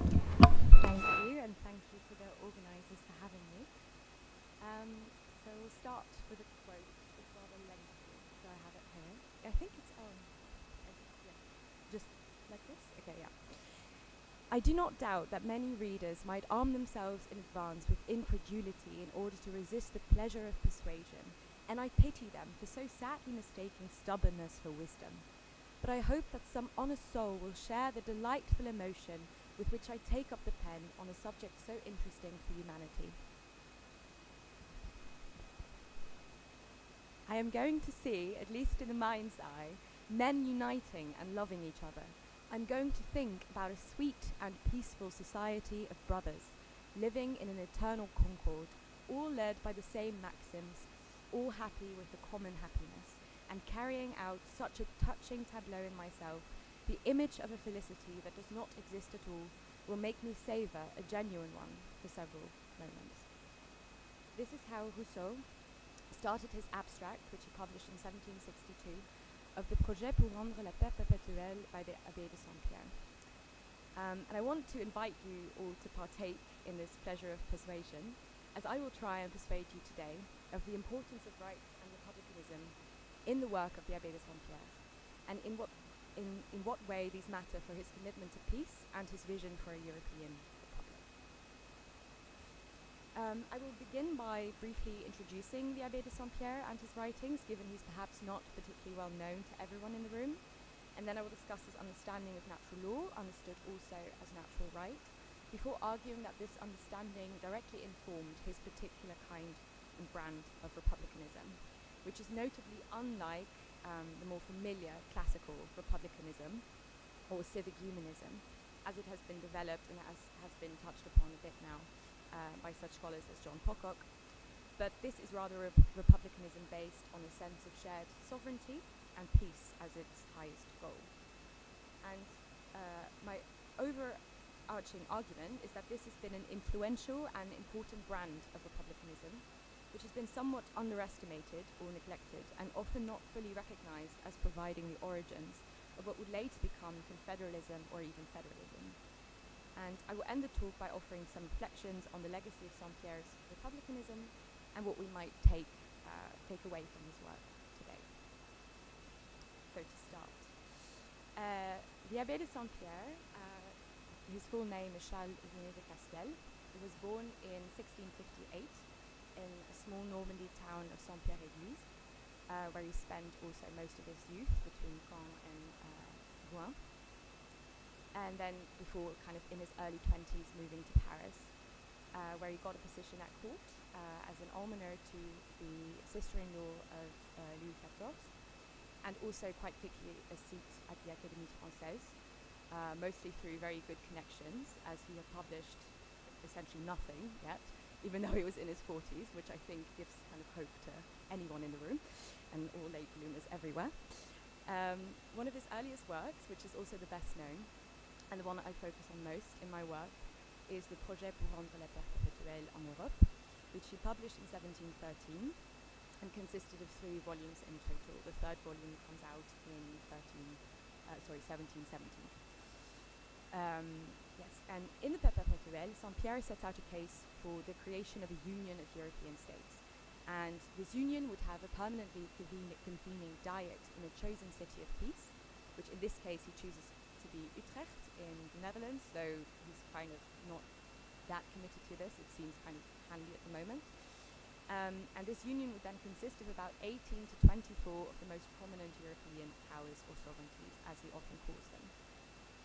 He believed the creation of this union of arbitration would be the only thing which could take European states out of the system of perpetual war and into a system of arbitration or a system of peace, in which they would have the means to pursue justice without violence or bloodshed. One theoretical basis for this argument is Saint-Pierre's repeated assertion that the balance of power, l'équilibre, between the 2 most powerful European houses, i.e. France and Austria, is unable to maintain stability, as the bouleversement of time and fortune means that international relations are always shifting and power dynamics are always changing. A state which today might consider itself the most powerful in Europe could tomorrow find itself in very different circumstances. And although this balance of power language runs throughout the Paix perpétuelle, there is another political language at the heart of Saint-Pierre's diagnosis of international politics, which is less pronounced in the Paix perpétuelle, but is nevertheless foundational to how Saint-Pierre conceived of both the problems of international politics and their solution. This is the language of natural right, or natural law, which he expressed most explicitly in Règles pour dessiner le droit du tort, le juste de l'injuste entre nation et nation. In this much shorter text, published in 1733, so about a decade and a half after the Paix perpétuelle, Saint-Pierre explains his understanding of natural law, which he essentially equates to the law between nations, le droit des gens. I should briefly note here, though no doubt many of you are aware, that the language of rights and laws is not as distinct in French as it kind of is and tends to be in English. Droit refers more broadly to that which is right or just and can refer to an individual right that is held, or more broadly to right in jurisprudential matters. There's also loi, which tends to be used to refer more specifically to law, though Saint-Pierre himself uses them rather interchangeably, referring to it as loi de la nature or loi naturelle, and then also droit des gens, happily equating the two, which is kind of not a necessarily obvious move, but one makes anyway. The second thing to note about Saint-Pierre's discussion of rights is that he's most interested in states' rights, rather than any rights belonging to an individual, though he does also acknowledge these and recognize them and talks about them, and notes that the two are in fact related. And mostly what counts for an individual counts also for a sovereign, and thus for the state. They are nevertheless not completely the same. For Saint-Pierre, natural law can be boiled down to two essential precepts. The first, and arguably most important, is do not do unto others as you would not have them do unto you, which is a negative statement of the golden rule of reciprocity, and so has a sort of clear religious pedigree. And this is something he really hammers down on in this text. He repeats that basically everything can be boiled down to this as a means of judging moral behavior. The second, and that's the more positive side of the coin, is the deceptively simple maxim that one is morally obliged to do good things. And together, for Saint-Pierre, these amount to the virtue of justice and charity, or bienfaisance. And the emphasis on bienfaisance is characteristic of Saint-Pierre's political goals and beliefs, which centered around utility for the greatest number of people, a guiding principle which animated all of his writings, and which has meant that some historians have called him a sort of proto-utilitarian, I think rightly, because he is really obsessed for creating happiness for the largest number of people. So within these two rules of natural law consist not only all perfection of customs of an individual to an individual, of a subject to a sovereign, but also all the perfection of good government of a sovereign to his subjects, and all perfection of the conduct of a nation to a nation, a sovereign to a sovereign. Thus, individuals, and states too, have a right not to be maligned, which they derive from this first natural law. For Saint-Pierre, a right has to be found in either a common rule or a common law, so that's this one. When a state or an individual is in the wrong, therefore, the other party may demand reparations. And Saint-Pierre argued that it can never really truly be in the interest of a state to break this rule or his word, because of the potential reputational damage accrued, but also because doing so destroys the inherent society between two parties, making an enemy out of the other party, in addition to the potential punishment that awaits in the afterlife, which he takes quite seriously as well. So this is all fine and good, but nevertheless, of course, natural laws are often broken, and many people do things to other people that they would not have them do unto them. And so this central flaw in the system is summarized by Saint-Pierre by saying that there where there are no judges of differences, there is no lasting society, no lasting happiness, but still all the unhappiness, which is born of violence and of war. Whereas citizens of one society enjoy, to their great happiness, common judges who have the great superiority of the forces of the state, I quote, states do not have such a common judge or society. Inspired by Hobbes, Saint-Pierre argued that the only way to get out of this international anarchy is to create an arbitrage perpétuel européen. So what natural man needs in nature, mainly a society to make life more than solitary, poor, nasty, brutish and short, is the sovereign needs also to provide a means other than war to pursue justice. It is the force behind the shared system of law, the threat of punishment, rather than law itself, which is crucial to making the state able to provide peace and stability. The main reason then for founding the Union of States in Europe is that without a common judge, the law of nations cannot be enforced and therefore is left in a system of perpetual war. So back to the Père Rituel, in which Saint-Pierre kind of develops the case for this European Union of States. So it might seem a bit polemic to be calling this a republic, and Saint-Pierre is by no means a republican like you might think of in the 17th century English sense of the word. But I nevertheless think there is a good case for referring to his politics as a kind of republicanism because of the following 5 characteristics. So, first of all, he referred to the Union as a republic, and it's perhaps good and only fair to note that indeed the word republic, république, respublica, or république, was not always juxtaposed with monarchy, but could be used more generally to refer to a commonwealth, especially in the 17th century. This is the case for Saint-Pierre, although there are some more classically republican characteristics at play here too. And indeed, it is also fair to note that he uses a range of words to refer to his new political constitution. Also words like société, l'association, la ligue, la république chrétienne, l'union européenne, la république très chrétienne, la république européenne, république de la paix, or le corps européen. So there's quite a variety, but there's a definite republican swing there as well. The second reason, and I think maybe more important still, is that he compared his European republic to three other republics, namely the Dutch Republic, the Swiss Confederation, and the German Empire, perhaps most intriguingly, so the Holy Roman Empire. He was especially taken with the comparison with the German Empire, as he felt for various reasons it more closely resembled what the European Union would look like, namely in the sense that it had such an eclecticism of forms of government within it. So it had republics and monarchies and other kinds of states, and he did not think that that was a problem for its existence.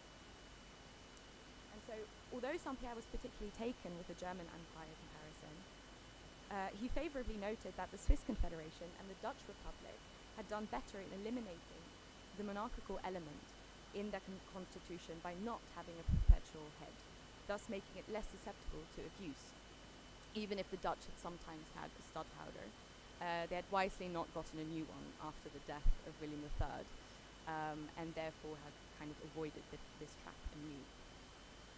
Then fourthly, elsewhere he also writes particularly favourably of some of the nature of republics. He notes that they are less corruptible, better at following the true interests of the state, better at commerce, and thus should even be given a special role in the Union, and supplying troops for the garrisons of the kind of army and force that this Union is supposed to have, as these troops will then inherently be less susceptible to corruption. And finally, and crucially, Saint-Pierre advocated for a union in which sovereignty, to an extent, would be shared, even if the sovereign would remain supreme within his state, so the sovereign of his individual member states, and to his subjects. Saint-Pierre was aware that a certain right to wage war against his neighbours had to be given up in order to enter the Union. And one of the main objections he rightly foresaw to the creation of the Union was that sovereigns would simply not be willing to give up their right to act independently in regards to other states. That following Baudin, to be sovereign was to have no superior in power, which would be owed obeisance. Saint-Pierre, however, argued that this foundation of sovereignty was made on the false premise that a sovereign in the international state of nature, the state of war, can be considered independent.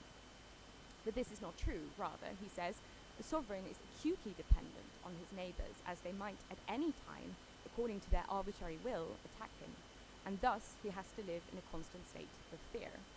And fear means you are not free and independent, but rather beholden to the actions of others. One has to think here again of Hobbes's natural man in the state of nature. And it is this construction which solves that for Saint-Pierre. By giving up this right, the sovereign need not fear his neighbours again, and thus becomes essentially free. And as the others give up this right too, and ultimately all covenant to each other, you also become the supreme power to others. And so it really mirrors, in a way, this kind of idea of the social contract. And therefore, nothing is truly given up, but a lot of security is gained. It's a sort of move that almost seems to preempt Rousseau's argument about being forced to be free. And I think it also, in language, this importance of independence reminds a lot of the themes that Tom has touched upon. So, why is this particular way of thinking about rights, independence, and republicanism important to us today? So there are many other thinkers who I could name here who were inspired by both the intent and content of Saint-Pierre's thought. Like we have seen in Tom's talk, there is certainly a long history of confederal thinking and practices which we could get into. And indeed, it's not much of a leap to see that many of the discussions around sovereignty in such organizations as NATO or the EU, there are many of the same characteristics and concerns as highlighted by Saint-Pierre, because they are so fundamental still to how we think about national sovereignty and the independence of the state. Or indeed, it is not difficult to see that when there is no force, no right to punish, underpinning international law, it is difficult, almost impossible, to use it as a tool of pursuing justice for individual states and peoples. This is, I think, very plain to see in the world today, pretty much everywhere. But I can think of particular examples. But actually what I would most like to end on today is with where we started. Saint-Pierre's enlightened willingness and ability to imagine a world without war, even at a time when so much war was still to follow, should not turn us into cynical realists who cling to the inherent evil within human nature, but I would argue should function as an example to us still that it is possible and necessary, even in our imperfect world, to imagine a world without war and a way of getting there.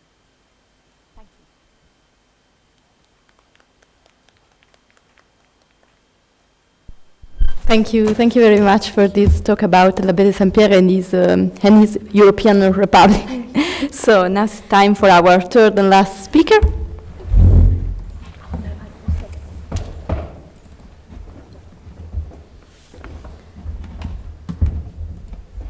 Okay, so Laure André is a temporary lecturer and researcher in history of law. She is a PhD student and works on the subject of law and the state among the ideologue, the paradoxes of a little-known republicanism, under the supervision of Professor François Sambonnet at the Université Paris-Panthéon-Assas. The title of her talk is the rejection of the naturalness of rights in the commercial republic of this ideologue.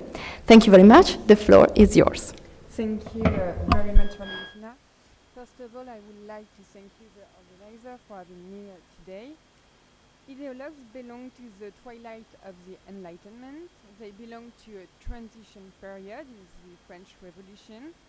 Most of their doctrine developed after the terror under the Directoire. Just after the terror, a new philosophy emerged, spearheaded by Antoine-Louis Claude Destutt de Tracy and Pierre Jean-Georges Cabanis. This new philosophy, held to Condillac sensualism and Helvétius materialism, aimed to base knowledge on the sensible experience of facts.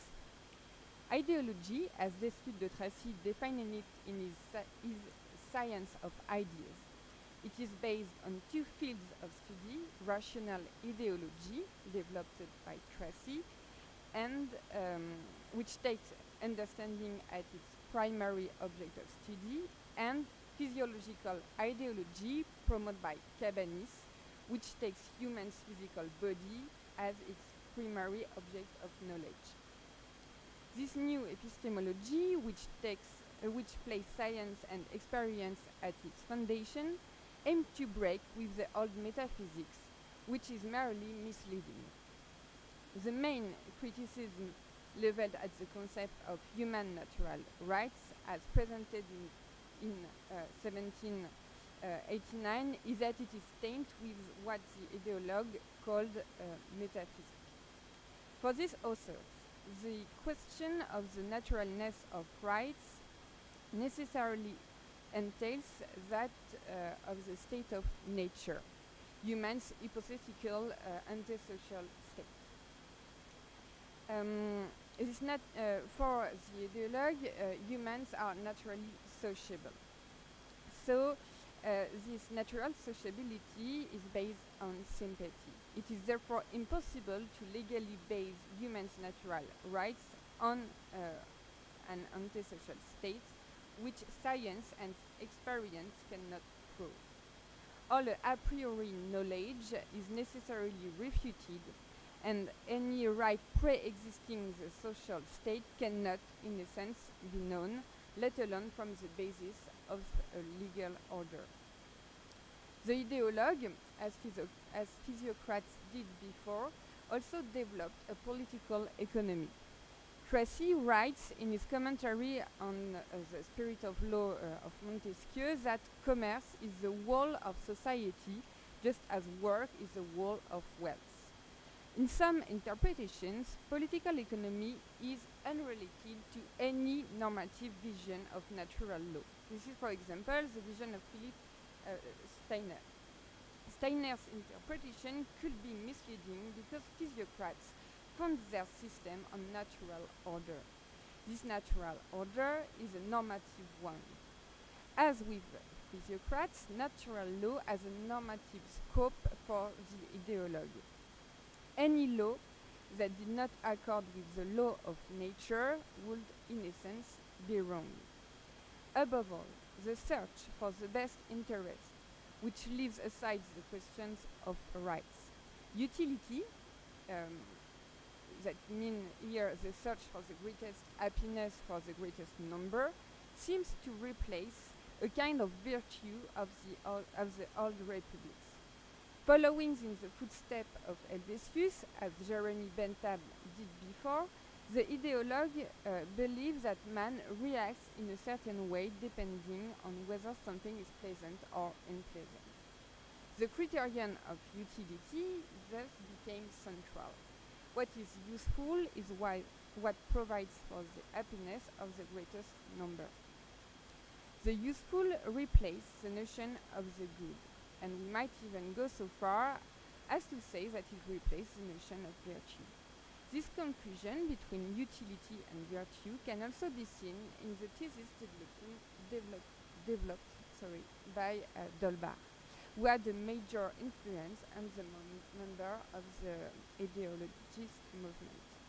For Dolbach, with happiness as the foundation of the social pact, social action means, under the criterion of usefulness, a virtuous practice leading to the happiness of all.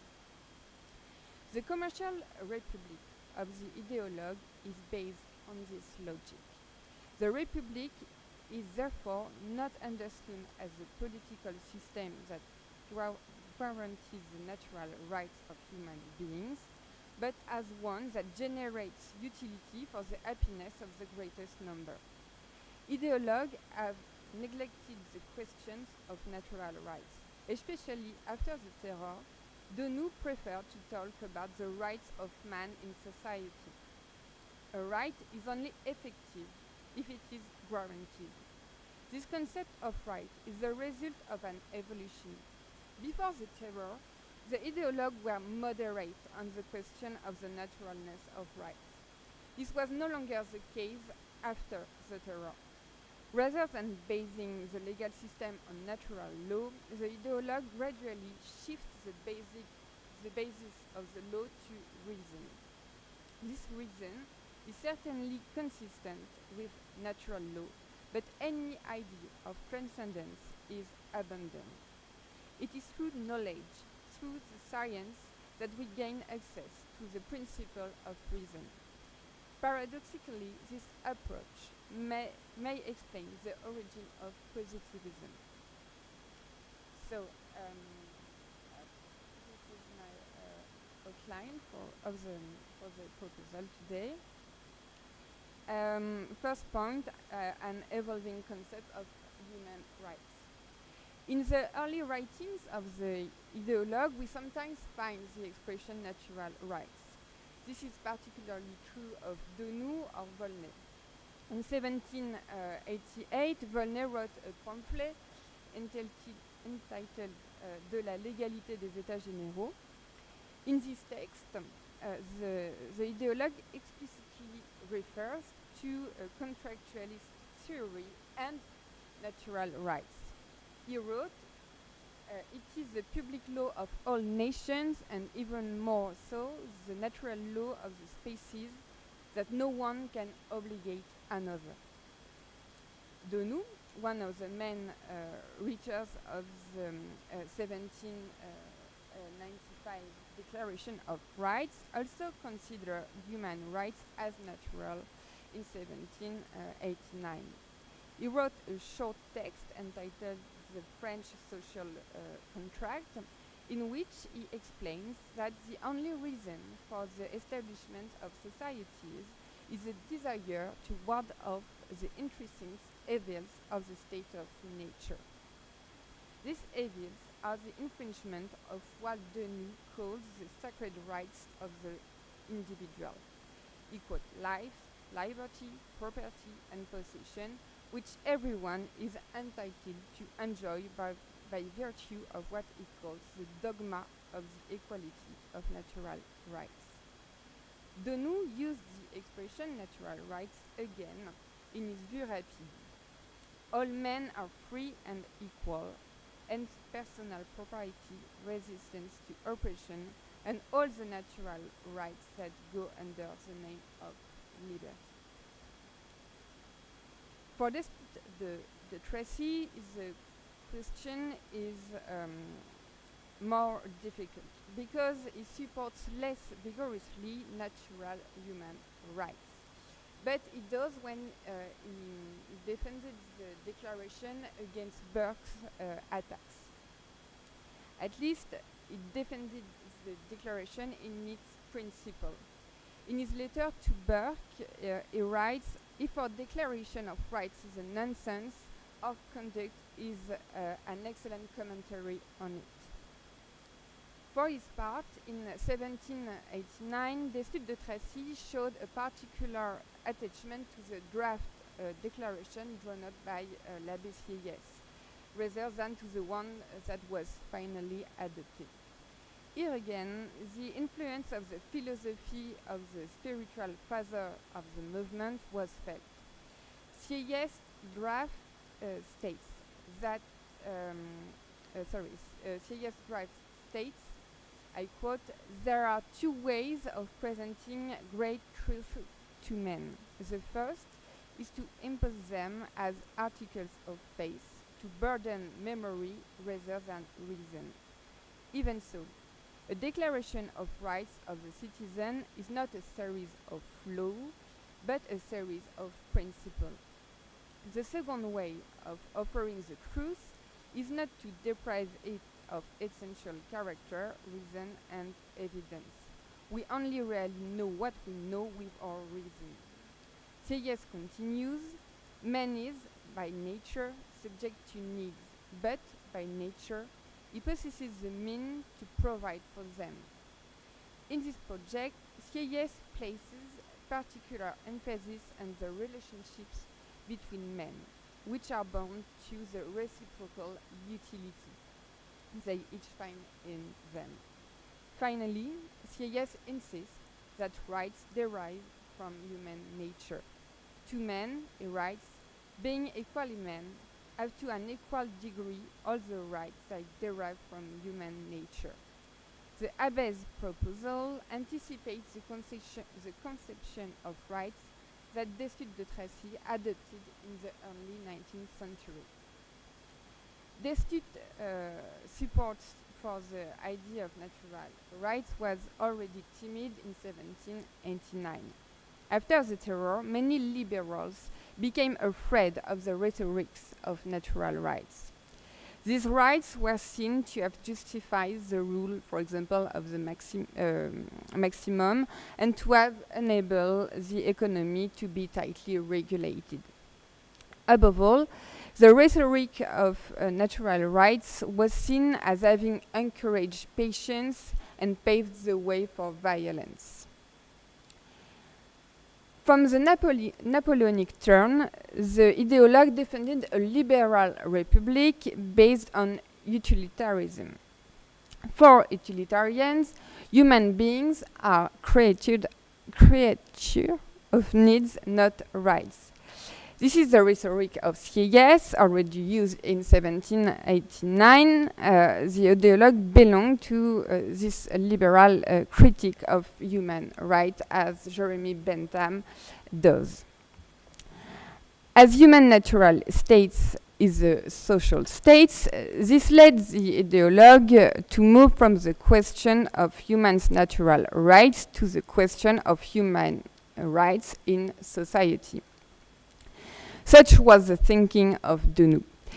In 1795, he rejected the principle of the naturalness of rights in favor of the rights of humans in society. Denou explicitly rejects a recourse to the natural rights. He does in his observation on the way to write a Declaration of Rights. And he says, I would not like to enshrine any system based on the state of nature.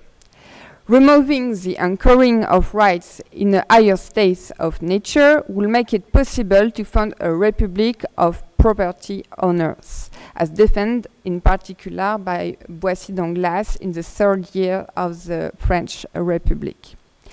It should be noted that the Article 1 of the Declaration of 1789, men are born and remain free and equal in rights, disappears under the Directoire.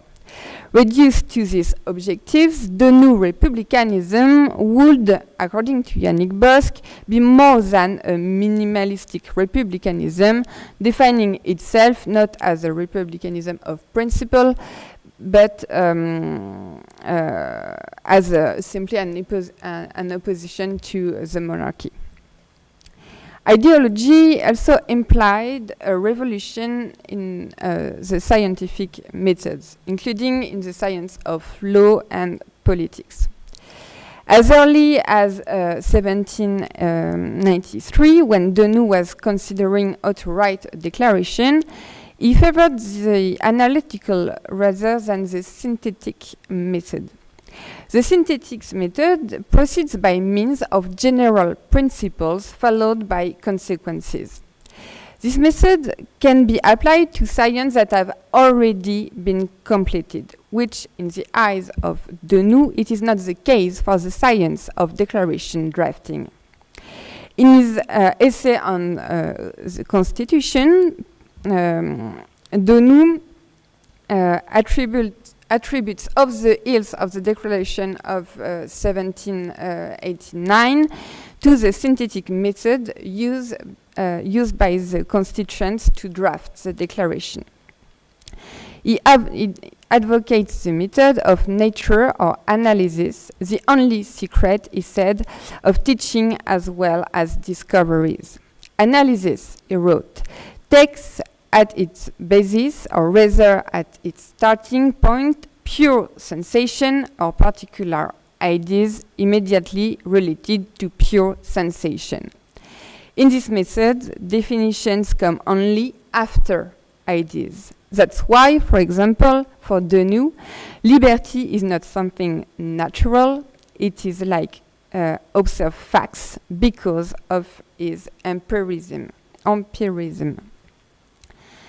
This rejection of the naturalness of rights was confirmed in 1799 when the consulate constitution was drawn up. The shift that began under the Directoire was only accentuated under the consulate, to the point where the very principle of the declaration was abandoned. This does not mean, however, that the argument of nature is swept aside in the development of the legal system. As Denouë demonstrates when discussing the method of analysis, this method is also that of nature. If we turn to Destutt de Tracy's Idéologie rationnelle, we find the key to explaining this reference to nature. The ideology tends towards a form of scientific use naturalism.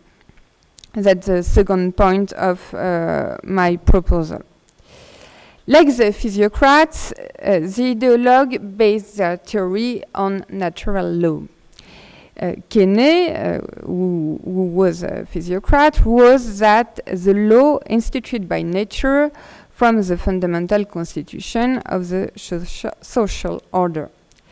In his commentary on Spirit of Law of Montesquieu, Destutt asserts that positive laws must conform to natural laws. Like Quesnay, Tracy used the expression of the despotism of evidence. But the evidence in Tracy's thought is more the evidence of reason, I think, than the evidence of nature. We are thereby plunging into a scientific conception of law and politics that does not sit well with the very possibility of natural rights. Destutt de Tracy's concept of natural law is similar to that of Kenney, which was also taken up by Sieyès. Sieyès and Kenney share the same conception of natural rights as an individual capacity or power, a conception that refers to human as a being of needs, capable of satisfying them. Kenney defines natural rights as the right that man has to the things proper to his enjoyment. In Sieyès, we find the same definition of humans in terms of his needs. This anthropology could be considered as an economic one. For Kenney, a right becomes real, even a natural right, only when it is effective. This is partly the same logic as that of the ideologue can only be effective, a right can only be effective if it is guaranteed in and by society. That's one of the reasons why Denous speaks about right of human in society. This approach will lead to a change of vocabulary. When Jean-Baptiste Say was asked to write a review on Cabanis' consideration in 1799 for the journal La Décade Philosophique, he could only welcome the abandonment of the naturalness of rights in favor of what he calls individual rights. Cabanis justifies this move by observing that all sorts of governments must be found on the basis of individual rights. These rights cannot be described as natural. In the same vein, Denous in 1819 published a work entitled Essai sur les garanties individuelles, so it does not use the term of natural rights or even individual liberty. The aim of this work was to theorize how the state could be limited to protect individual rights. The evolution of this vocabulary is thus the result of the emergence of social science, which, as Yannick Bosque observes, has made it possible to reject the doctrine of so-called natural rights in order to found a republic of owners, which is no longer concerned with protecting rights rooted in human's nature. In addition to being a republic of honor, the republic of ideologue is a republic of scholar or scientist. Power should be entrusted to those whose reason is sufficiently educated to perceive and feel the laws of nature. According to Bertrand Binoche, the aim of Tracy in his commentary on Montesquieu is to elaborate something like a youth naturalism that is finally scientific. So it's kind of a paradox. It is a depassionate youth naturalism based on reason and science. This conception of natural includes reason in its definition. Reason tends to replace nature and transform youth naturalism into a kind of positivism. In his book, Republican ID in France, Claude Nicollet distinguished between what he calls a transcendental and a deterministic conception of natural rights. The former, inspired by Christianity and Neo-Kantianism, is said to have been endorsed by a number of 19th century liberals. The second, according to Claude Nicollet, is the definition of natural rights as developed by the ideologue. Claude Nicollet, to say that the ideologue's secular and individualistic theory of human rights contain serious contradiction, opening the way to positivism. Reason thus takes the place of nature, and the result is that the law will hold within the body of laws laid down by human mind. This requires a system of instruction to be put in place. This is what the ideologue did actively, participating in the creation of the École Centrale under the Directoire. In addition to philosophical positivism, the ideologue also seemed to have developed a kind of legal positivism. They developed a legal positivism in the line with Bentham's critiques of human rights. As Michel Tropper, one of France's leading legal theorists, points out in Le droit et la nécessité, from a strictly positivist point of view, the problem is very quickly resolved. There is no such thing as human rights law. For positivists, human rights, like all subjective rights, only become rights if they are recognized by the positive legal order. Opponents of legal positivism consider that since it denies the existence of natural rights and reduces law to positive law alone, defined as the law emanating from the state authorities, it would lead to the conception of the state's power as unlimited and to the prescription of unconditional obedience. Human rights are perceived by positivists as belonging to the realm of morality and are therefore placed outside the scope of the science of law. Consequently, positivism cannot only reject, positivism can only reject any doctrine, that advocates the superiority of human rights over law. This could lead to a situation where the rules of law is simply replaced by a discourse of human rights. But the positivism of the ideologue is not pure positivism. In fact, the positivism of the ideologue is conditioned by reason, and the system of law they propose must conform to a certain form of justice or morality. The ideologue had also an influence on the thinking of Auguste Comte, who was the father of philosophical positivism in France. As Claude Nicollet once again emphasizes, Comte's positivism, even more than ideology, combines the history of humanity with the progress of knowledge. In Comte's view, this leads to the denial of any absolute and ideal rights and of any first and transcendent cause. We have the same denial of first cause or transcendent cause in the thought of the ideologue. Kantian positivism is therefore in total opposition to the doctrine of natural law. This does not, however, prevent it from defending liberty, fraternity, and equality. It could even be described as a republican. In fact, Kantian positivism had a major influence on the French Republicans of the Third Republic and in France. And Comte also had real influence of one of the first legal positivists in France with Léon Duguay. So I think we can see a link between ideology, Comte, and at least legal positivism of Léon Duguay. Thank you very much for listening to me.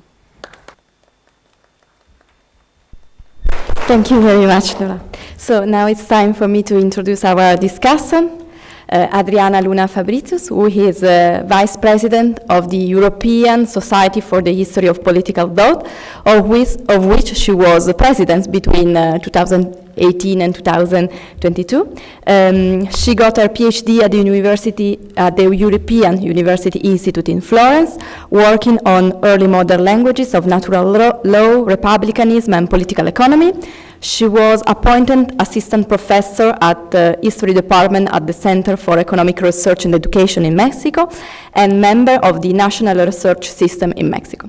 Now she is professor at the University of Helsinki, and she has been working on two projects. The first is Cameralism and Monarchism in the 18th Century Transnational Perspective, and the second is Visions of Sociability in the Early Modern Neapolitan Political Thought.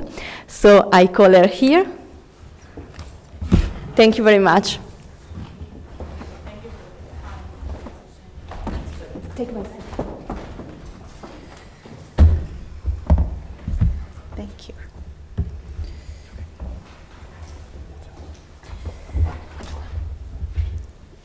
This. Qualsiasi?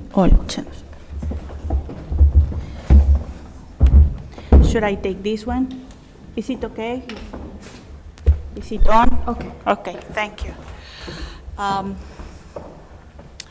Good afternoon, everybody. I would like to start by thanking the organizers, of course, for the kind invitation to join this discussion on rights, republicanism, and the legacy of the Enlightenment. Second, I have to confess that I was happily surprised about Giuseppe's introduction and his clean narrative about the Neapolitan Enlightenment introduction, because I think that I would love to see the development of Neapolitan historiography all the way to his political catechism as paved as he described it. But it has taken us decades to move from one brick to the other and to the other, and we are still discussing a lot of things there. So, criticism of the current state of democracy suggests that we have lost touch with the Enlightenment and its universal emancipatory project of universal change and improvement. Central to this critique is the notion that political institutions and the Enlightenment tradition were not successfully completed in the liberal capitalist societies of the 18th and the 19th centuries, nor in the socialist societies of the 20th century. In particular, the left has been criticized for its inability to articulate various critiques and demands of the different social groups under a common objective.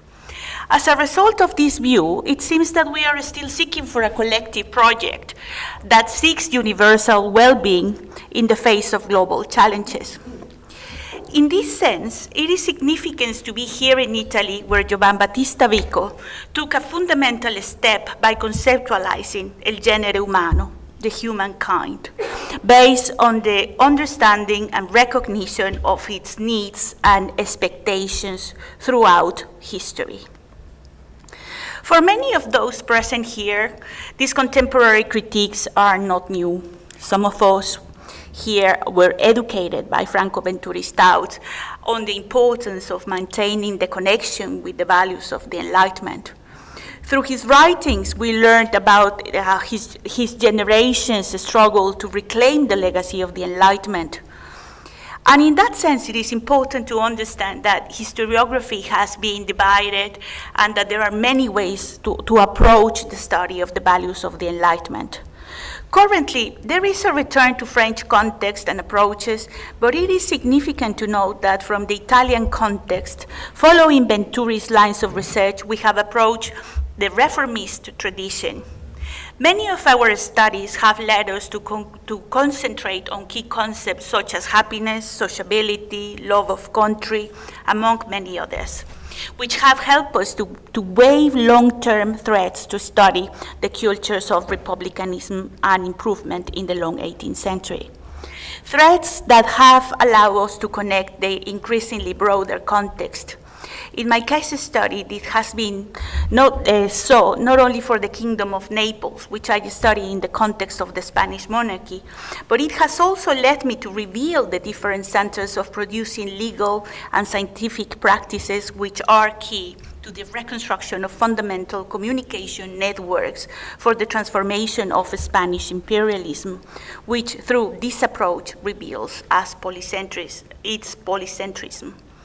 Now, here Professor Ferrone, after writing a seminal study about what in English historiography we normally call the foundations of Italian Enlightenment in his 1992 book, the Enlightenment history of an idea, which started the Newtonian and Italian culture, decided to focus his forces on the late Enlightenment and particularly on the rights of man. Regarding this, I have to say that coming from studying the circulation and impact of Filangieri in the first constitutional moments in America after the independence movements, I couldn't help but also celebrate this decision of Professor Ferroni.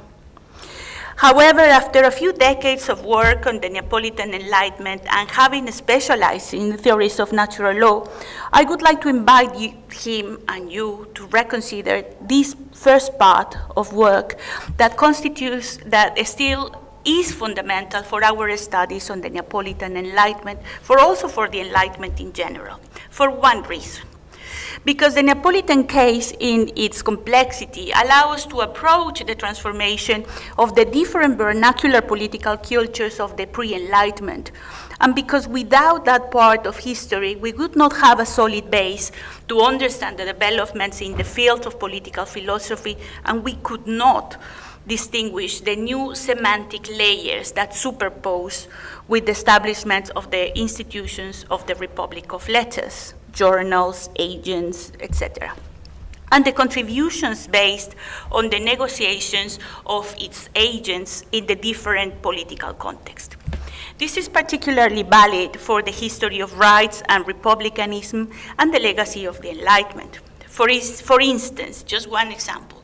If we didn't know that the text of Grotius and Pufendorf circulated in Italy at the same time as Newton's text in the second half of the 17th century, and that Grotius was a lawyer whose practice developed in the context of the Spanish legal culture to negotiate and defend the privileges and freedoms of the cities against the Spanish monarch and the Pope in many cases, we would mistakenly believe that the use of natural law in Italy begins with the circulation of the translations of Barberac. In other words, we could not appreciate that Grotius belonged to a legal culture that seeks above all to improve the methods of delivering justice within the Spanish monarchy. Many will say that not much happens if we ignore almost a half century of history and begin our study with the fantastic and elegant translations of Barberac, which somehow led us to imagine the agenda of the Huguenot Enlightenment, which echo resonated throughout Europe by all the channels of the Republic of Letters. But if we choose this path, we would not be able to recognize the ongoing vernacular practices for the improvement of the administration of justice, the expansion of the public sphere, the creation of the rule of law, or securing a better position amid the struggle for the balance of power in Europe. In the same manner, we won't be able to recognize the transformation of these practices, which are mostly political struggles of the cities. Nor could we distinguish the different pre-Enlightenment discourses that are adapting and superposing until the consolidation of Genovese's political economy. In other words, we could miss a fundamental moment in the urban and republican political culture of self-government of the cities that transform the language of privileges and local liberties on the language of natural rights and republicanism. In that sense, in my work, I have shown that this is the moment for that transformation.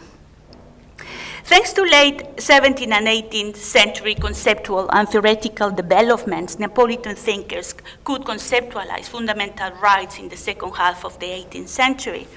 However, I will insist that they are the result of processes or struggles for the self-government of the cities and the improvement of the administration of justice. Thus, with Professor Ferroni's consent, and aiming to avoid Machiavellian, Grotian, and Barberacian moments, I will continue to claim the importance of threading long-term processes that allow us to distinguish the different semantic layers that get added throughout history. I believe that crises are a necessary element for innovation and for reconsidering equality among men beyond the theories of the state of nature. In the particular case of Vico, I claim that it was the conceptualization of crisis which led Vico to recognize human fallibility, along which he conceptualized his concept of genere umano, that passes to Genovesi's civil economy and Filangeri's science of legislation, and which allow them to conceptualize also equality among men without going back to the state of nature. That said, I would like to invite you to reflect on the methodologies developed for the study of the Neapolitan Enlightenment to the cases we saw today here, because I believe that the path followed by Italian historiography can also illuminate the study for other national contexts for three main reasons. For example, today we have discussions on human nature, and that were these modern human beings entitled, where that was also very important. And these discussions are used at different levels and from which derive the different conceptions of liberty and equality. There are some topics, however, that I have heard very little in relation to these today, and that is strongly related to these conceptions, and there are what happened with the passions, the discussions on the passions on these three different contexts, what happened with passions, desires, and needs. There has been something about the needs, but I think that that is a very important topic here. Justice. Justice is the second topic that I think that is common to the three papers. Especially among the first two, either at the local and the international level. So I think that they are like scale discussions from the local to the international level. And the third, I think that there are reflections about new forms of communities that are in the process of redefining their conceptions of sovereignty. So I think that is crucial. I would like to thank the three speakers. They have brought fundamental elements of 18th century politics, and it has been a pleasure to be here with you. And then I have some special particular questions to all of you. To Thomas, I would like to ask for the definition of liberty that he was using in Filangeri, and where did you see the connection with the Republican writings from the 18th century England? Moreover, it is true that the fathers of American independence were in communication with Filangeri. This has been studied especially through the Masonic lodges. But who at one point, I was wondering whether it wouldn't be more useful for you to study this rather than a history of influences, to consider the possibility of the dialogue between these two titans of these two traditions. Here, for example, Professor Ferrone would help us better with this, because I think that there has been some letters published between Franklin and Filangeri, and I think that they are available. So I think that more than a history of influences, you could approach it from a different perspective and see the relationship between how they discuss on several topics. I think that that the discussion on the construction of the image of the tyrant is certainly crucial for your work. It's a fundamental threat to analyze the relation between Filangeri and the founding fathers in the United States. I myself are writing on the construction of the tyrant in Filangeri, and will give a paper in Naples this summer. To Laurelyn, thank you very much for bringing to the table the case of the balance of power, because it is certainly fundamental for what we are discussing here. And the concept of peace. Peace is as important probably as justice here. It's a constant, I would say, all the 17th and 18th century. But there is, I think that that thread can allow you to see the differences between the two levels of analysis, from politics to governance, because here is like is precisely the moment when all these kinds of things. Probably we could like to hear some more about Saint-Pierre conception of rights and states. Because it seems to be what kind of communities, political communities, did he envision? And if possible, I would like to know how you are employing the concept of federalism, because that sounds a bit anachronistic to me. I'm not sure that somebody was using that concept in that moment. To Laura, thank you very much. It was a very interesting paper as well. And I was, at the beginning of your presentation, I was kind of thinking that it was going to be about the influences of Scottish Enlightenment.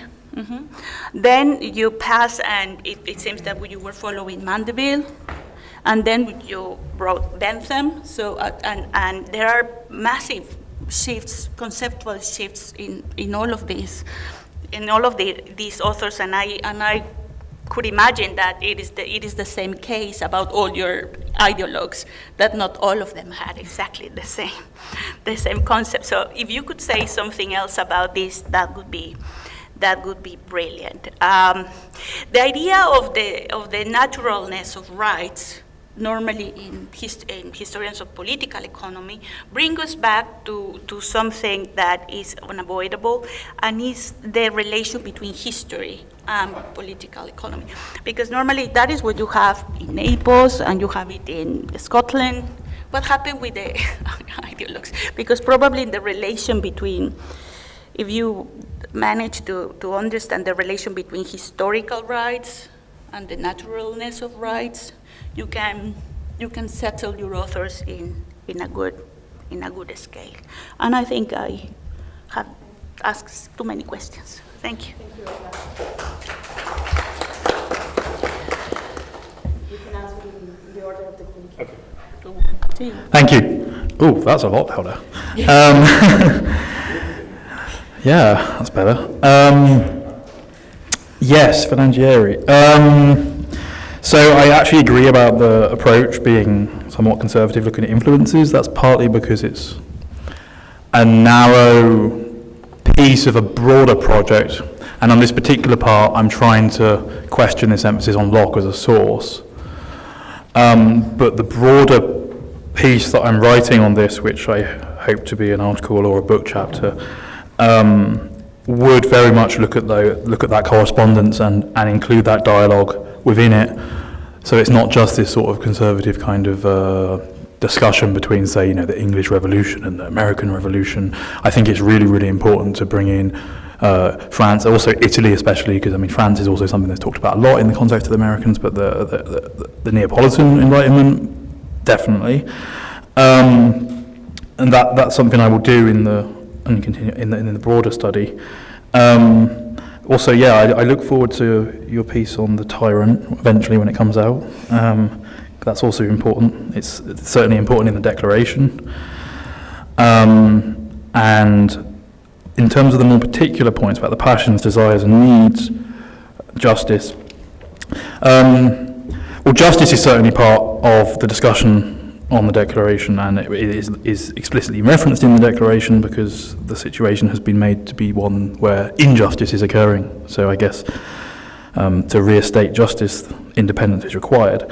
I would have liked to have talked a bit more about that in the paper. I think I got too caught up in liberty and all the debates about liberty, which again is probably been done quite a lot. But the problem is I felt like it needed to be done because of this whole emphasis on Locke, and then even the Republican turn-in studies on the American Revolution hasn't fully, at least as far as I'm aware, I need to still read some of the literature because it's a very large literature, fully come to terms with this idea of republicanism which can be inclusive of rights.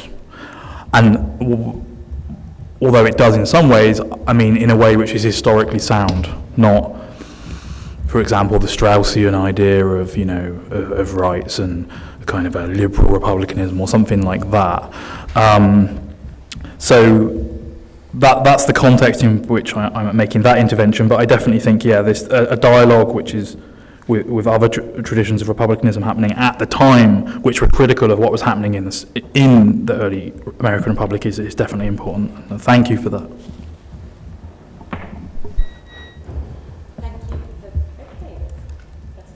For those interesting points, thank you. Indeed, so how he conceives of right, I think mostly it comes down to that moral precept of justice, so you just have a right not to be treated in a way that you would also not treat other people, essentially. And it's interesting indeed that he mentions Grotius and Pufendorf at the end of this text, and sort of refers to them as saying, like, okay, this is a place where you could look for more historical examples. But then he's offering like a particular reading of it that's not quite Roshan, maybe. I mean, there's an idea of self-preservation in there, but it's not, it's much more reciprocal. And I think that's just because he's so keen on this idea of charity and beneficence. Then indeed how he conceives of the state. So this is a bit difficult because he doesn't really at any point give a definition, or he doesn't really stop to stand still and think, okay, what is the state? But he mostly also, in fact, talks of sovereignties rather than states. He uses them somewhat interchangeably, but mostly it's sovereignties, which then has led me to think, okay, this, indeed, what it means to be sovereign is then crucial to these individual entities, if you will. And then that sort of leads me into, indeed, what you mentioned, that indeed it is anachronistic to call it federalism, but I don't think it's anachronistic to call it maybe confederalism, because he talks about confederation. And indeed, the distinction it can be a bit slippery, especially at this time, and I think, for me especially, as I've kind of been really thinking about this, what is also difficult is that this, especially the idea of a confederation, I'm increasingly realizing in some players' work stands kind of in this grey space between the international space and the state, because it's precisely something that challenges this international relations idea. And in fact, some players are also particularly keen at all points to point out that it's not just war and international warfare that he's trying to fix, it's also civil warfare.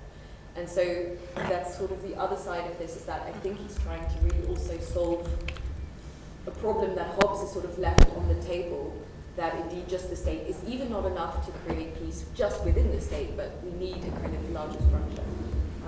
But yeah, so indeed it's better to talk of confederation than it is a federation. It's a much later kind of discussion that gets going, but it has all of these elements within it. Thank you very much. I thank you very much for your question. About the Scottish Enlightenment, I think there is a huge link between the thought of the ideologue and especially the thought of David Hume, but they never refer to Hume, so why? That's the question. They refer to Locke, so a lot to Locke, but never to Hume. That is very, very strange. And about the question of historical rights, Volney is called by some a left-wing Burke, because he wants to root natural rights into history. That's the case at the beginning of the revolution. For example, he's not hostile to the declaration in 1789, but he thinks the declaration must be lightened by an explanation of the circumstances of the adoption of the declaration. In a different way, Tracy makes a link between history and political economy, but never about the question of rights or natural rights. For him, the link between history and political economy will lead to a third state of development of humankind. Exactly. Exactly. And this third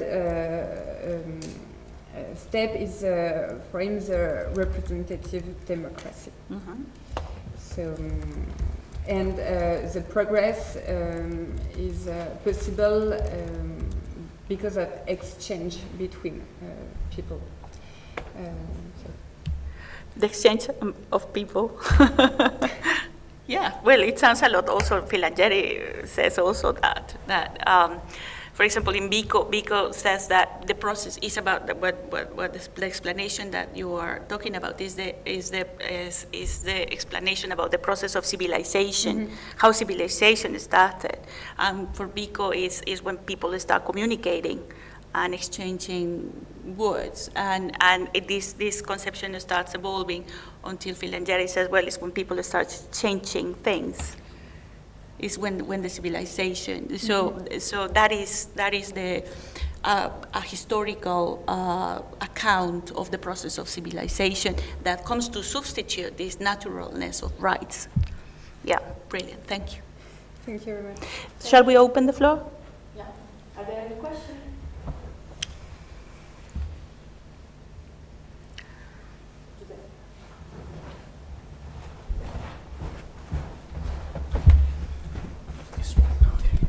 Thank you. Thanks to all of you for your very interesting and fascinating presentation. So, 3 very quick questions to each one of you. To Laura, you mentioned and you discussed a lot the relationship between natural law, positive law, in the ideologues, political and legal thought. And I was wondering, what's the role of the law of nations in their thought? Do they have anything to say about that? Especially since their conversation, their discussions on these ideas started in the Napoleonic age. So I was wondering if they have any thoughts on that. To Tom, on the same passage that you showed from the Declaration of Independence was used by David Armitage to show the influence of Vattel on the American founding fathers. And I was wondering, you showed us another perspective, one which is more, of course, Republican. And I was wondering, what's the relationship between Sidney and Vattel in American political thought, and how your viewpoint changed the impact and the role of. I mean, I would tend to side with your interpretation, especially if we consider the 19th century relevance of the American Declaration in the Ibero-Atlantic context, the Republican value that it had. So I was wondering, what do you think about that? What are your thoughts on these much more Republican interpretation? Because if we focus on Vattel, we tend to give it focus on statehood, and you offer us an alternative, very interesting perspective. And to Laureline, you showed us how concepts like shared sovereignty, arbitration were relevant even in the 18th century, because usually that's a story that tends to start late in the 19th century, international legal thought. So I was wondering how you would put it within the broader story of the concepts, especially because you offer a view which is very far from traditional concepts such as balance of power, the European Commonwealth. And what does the Abbé de Saint-Pierre have to say on the extra European contact, if he ever mentions that? Because I don't know anything about that. Thank you.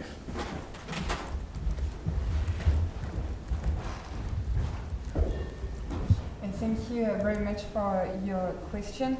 There is no reference about law of nation in the thought of the ideologue, but there is maybe something they thought about a universal language to make link between peoples. Why not?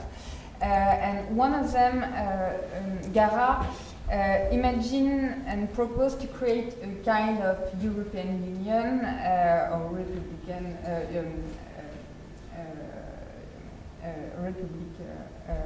European Republic, and to create a college of scientists to rule on it. So that's the only elements, but there is no reference to droit des gens or something like that. So that's not. No.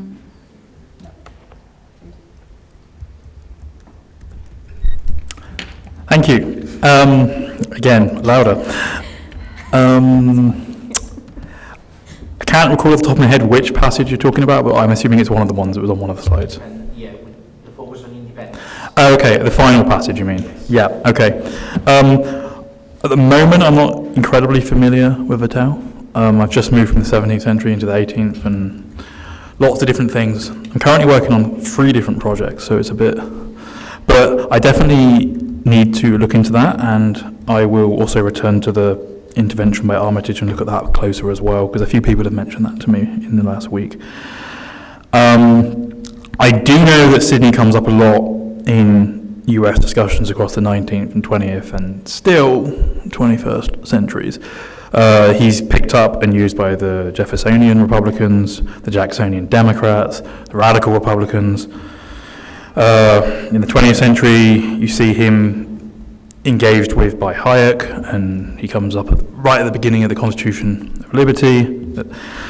And then through all of that, you see Sydney pop up again today with sort of like, especially with advocates of the National Rifle Association, Make America Great Again, this sort of thing, because they kind of misconstrue him as like as something of a very, you know, a very libertarian type figure in the modern sense. Is quite, you know, this is the part of the problem of the sort of Straussian historiography on Sydney and how and others, and how that feeds into the Declaration. And of course, in all of these instances, the Declaration is also repurposed by these groups, and that's something that is obviously quite a long genealogy of reception, but it is important. And also, I don't want to fall into the trap of doing too much on Sydney all the time. So I will look into Vattel, and I will also look into Filangieri a lot more than I have today, which I did do as part of my fellowship here, which I'm currently writing up. And I will now pass over to Laura Lind. I'll just take those two parts. So indeed, this history of arbitration, you're absolutely right that it tends to start much later. I think, indeed, what is important to acknowledge, and what is so prevalent and just obvious in some Pierre's work, is that indeed this idea of arbitration is there. And it's something that he mentions literally every second page of the 700 pages. You know, so it's very focused on this. And also creating really a system of arbitration. And he's not even really the first one. I think he refers specifically to this small passage in Grotius in the European Practice, where Grotius also mentions this option fairly in passing, and then some Pierre kind of is an argument one can make, takes this and says, okay, we should actually do this, like we should really like create a system in which we could arbitrate.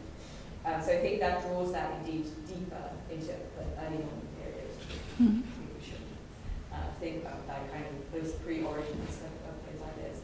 And then yeah, the extra-European context, thank you for bringing that up. It's actually, so very interestingly, there's a couple earlier versions of the Republicanism. So he starts writing in about 1708. And in that version, he's actually talking about creating a union of all states of the earth. So he really begins very, very broad. And he includes indeed states, or not quite states, but I would say regions in Asia and in Africa. Not in the New World, but he does include Africa and Asia, and kind of says, like, okay, we should include all of these to make it, you know, so completely take away the space of international anarchy.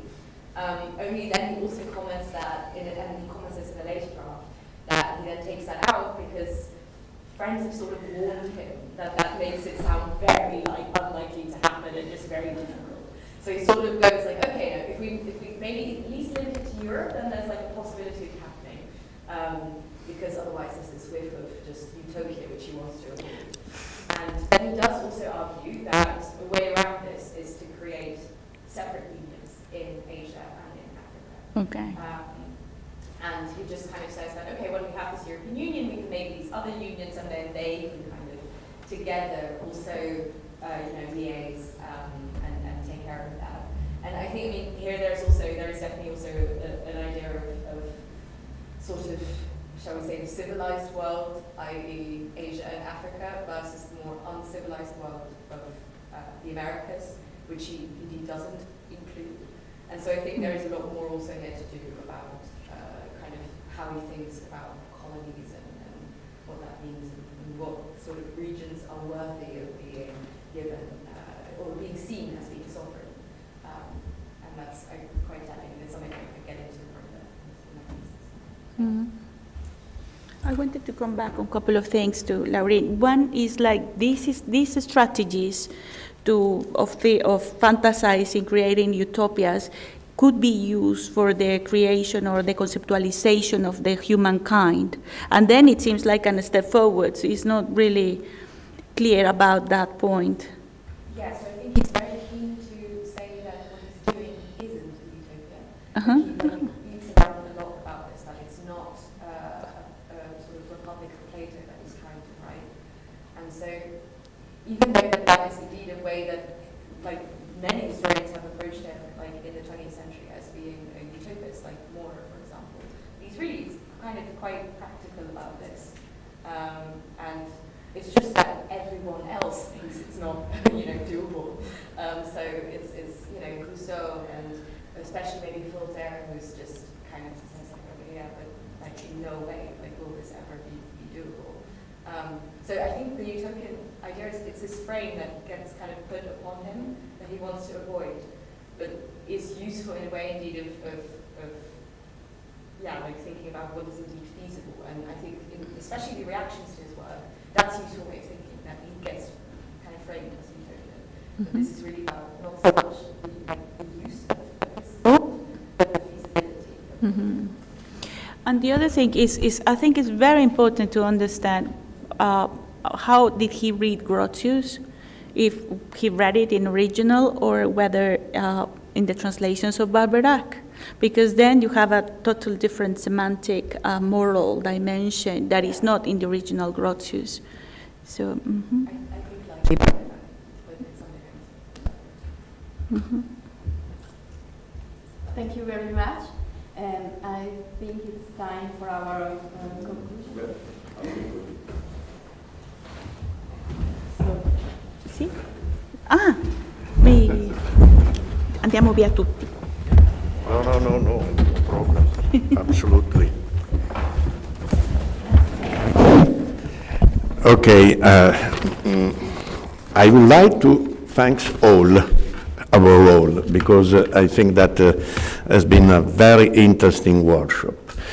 I hope that will be the first workshop. I think that we have the possibility to organize another workshop in the future, but I think that I want only to do a little bit of reflection about the border of our field of research that I think for the future. I would like to remember the word of John Pocock, my old friend John, when has been published in Italy, the Italian edition of Machiavellian Moment. John Pocock was very friends of Franco Venturi.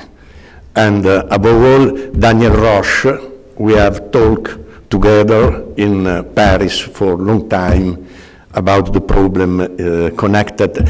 And I remember that John Pocock have collaborated the Enlightenment dictionary that I have edited by Daniel Roche in French in Paris. Pocock, in occasion of this translation, referring to works of Skinner, the work himself affirmed, none of us thus, for different reasons, pushed himself to ask if, and if so, why, the typical language of republican virtue arrived at combining that of individual rights. Such a question must be engaged with by those who study the political thought. I do not study political thought, I study history in general, but above all the political thought of the late 17th and 18th century. This is a proposal, but we have not arrived to realize this object noun. I would like to quote another citation is a note posed by Antonio Genovesi, the father of the Italian Enlightenment, in occasion of the Italian translation in 18th century of Esprit de Loi. Is a beautiful edition, beautiful Italian edition, and Genovesi did a note in any chapter, very, very interesting, because in any case, polemic against Montesquieu. In different case, polemic. In this case, it's very interesting for us, because Genovesi written, this word, Genovesi was a scholar of Giovan Battista Vico, very expert of the magia delle parole, the linguistic history.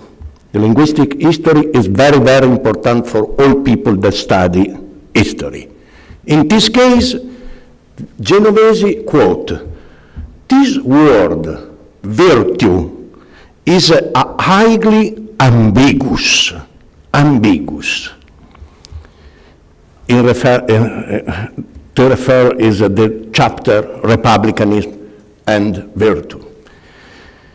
It can mean Christian humility, virtue.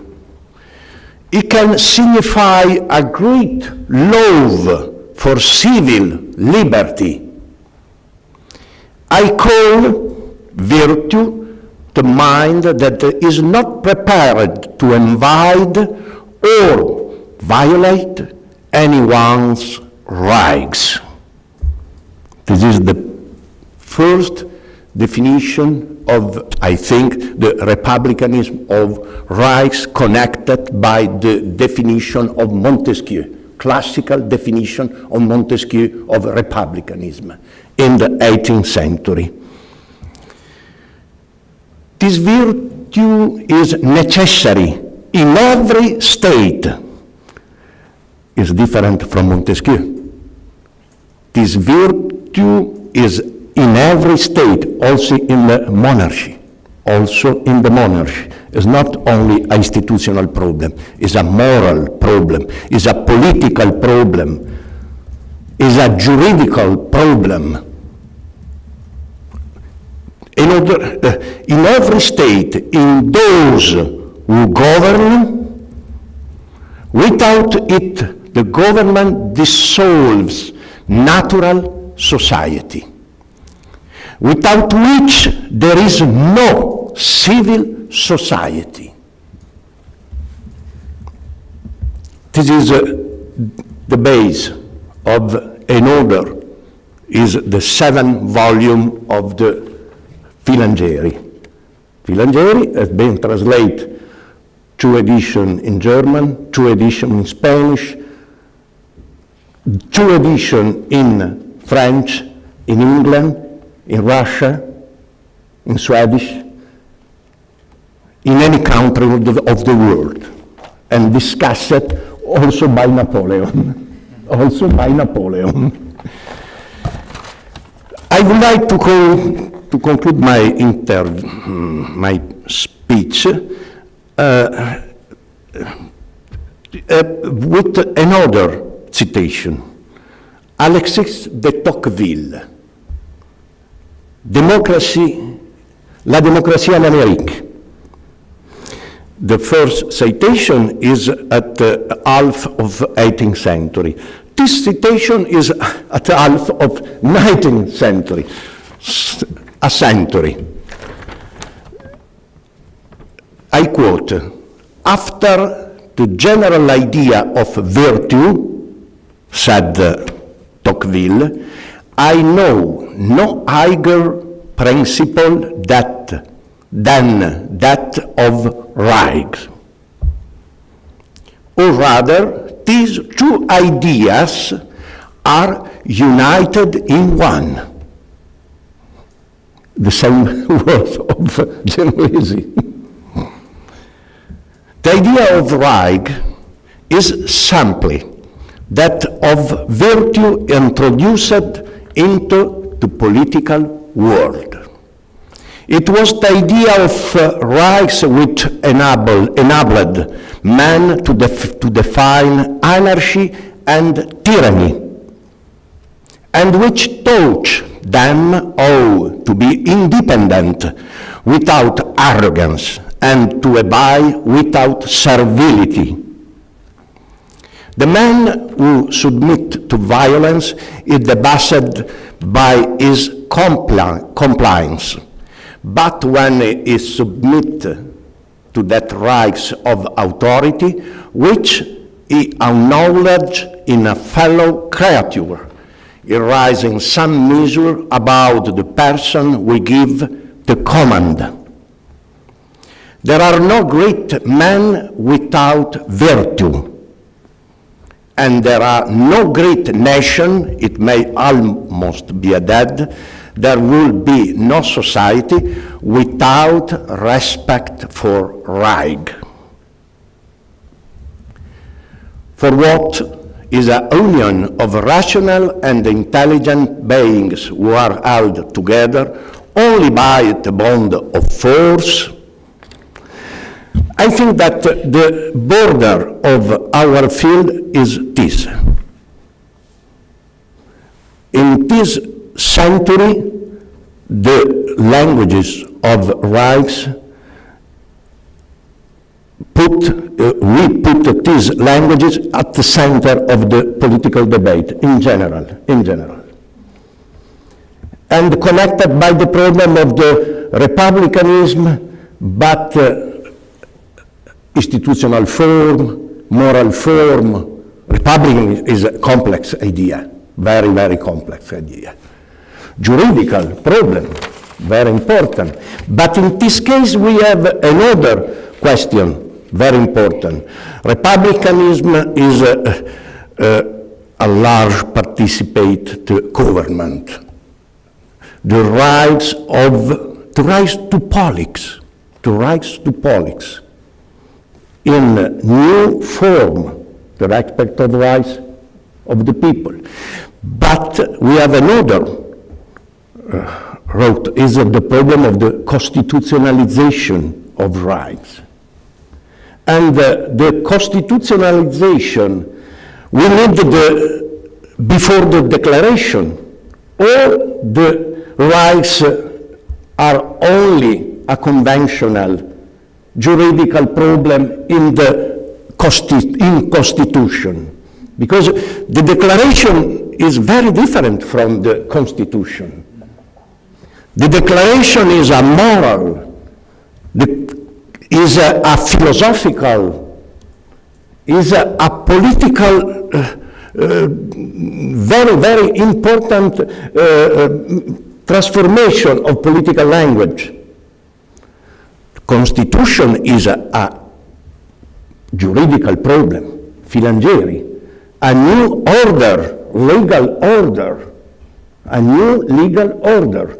And this is the motivation because the constitutionalization of rights is at the center of science, of legislation, and is at the center of American Constitution. In the American Constitution, we have not the declaration after. After, we have only the Constitution. I think that are very complicated, a very complex question. I hope that will be possible to talk in the next year together again and to see the results about this invitation of my old colleague John Poco to elaborate a new reflection about the signification, the meaning of republicanism in the end of the 18th century and the beginning of 9th century. Ok, grazie a tutti, allora ci vediamo.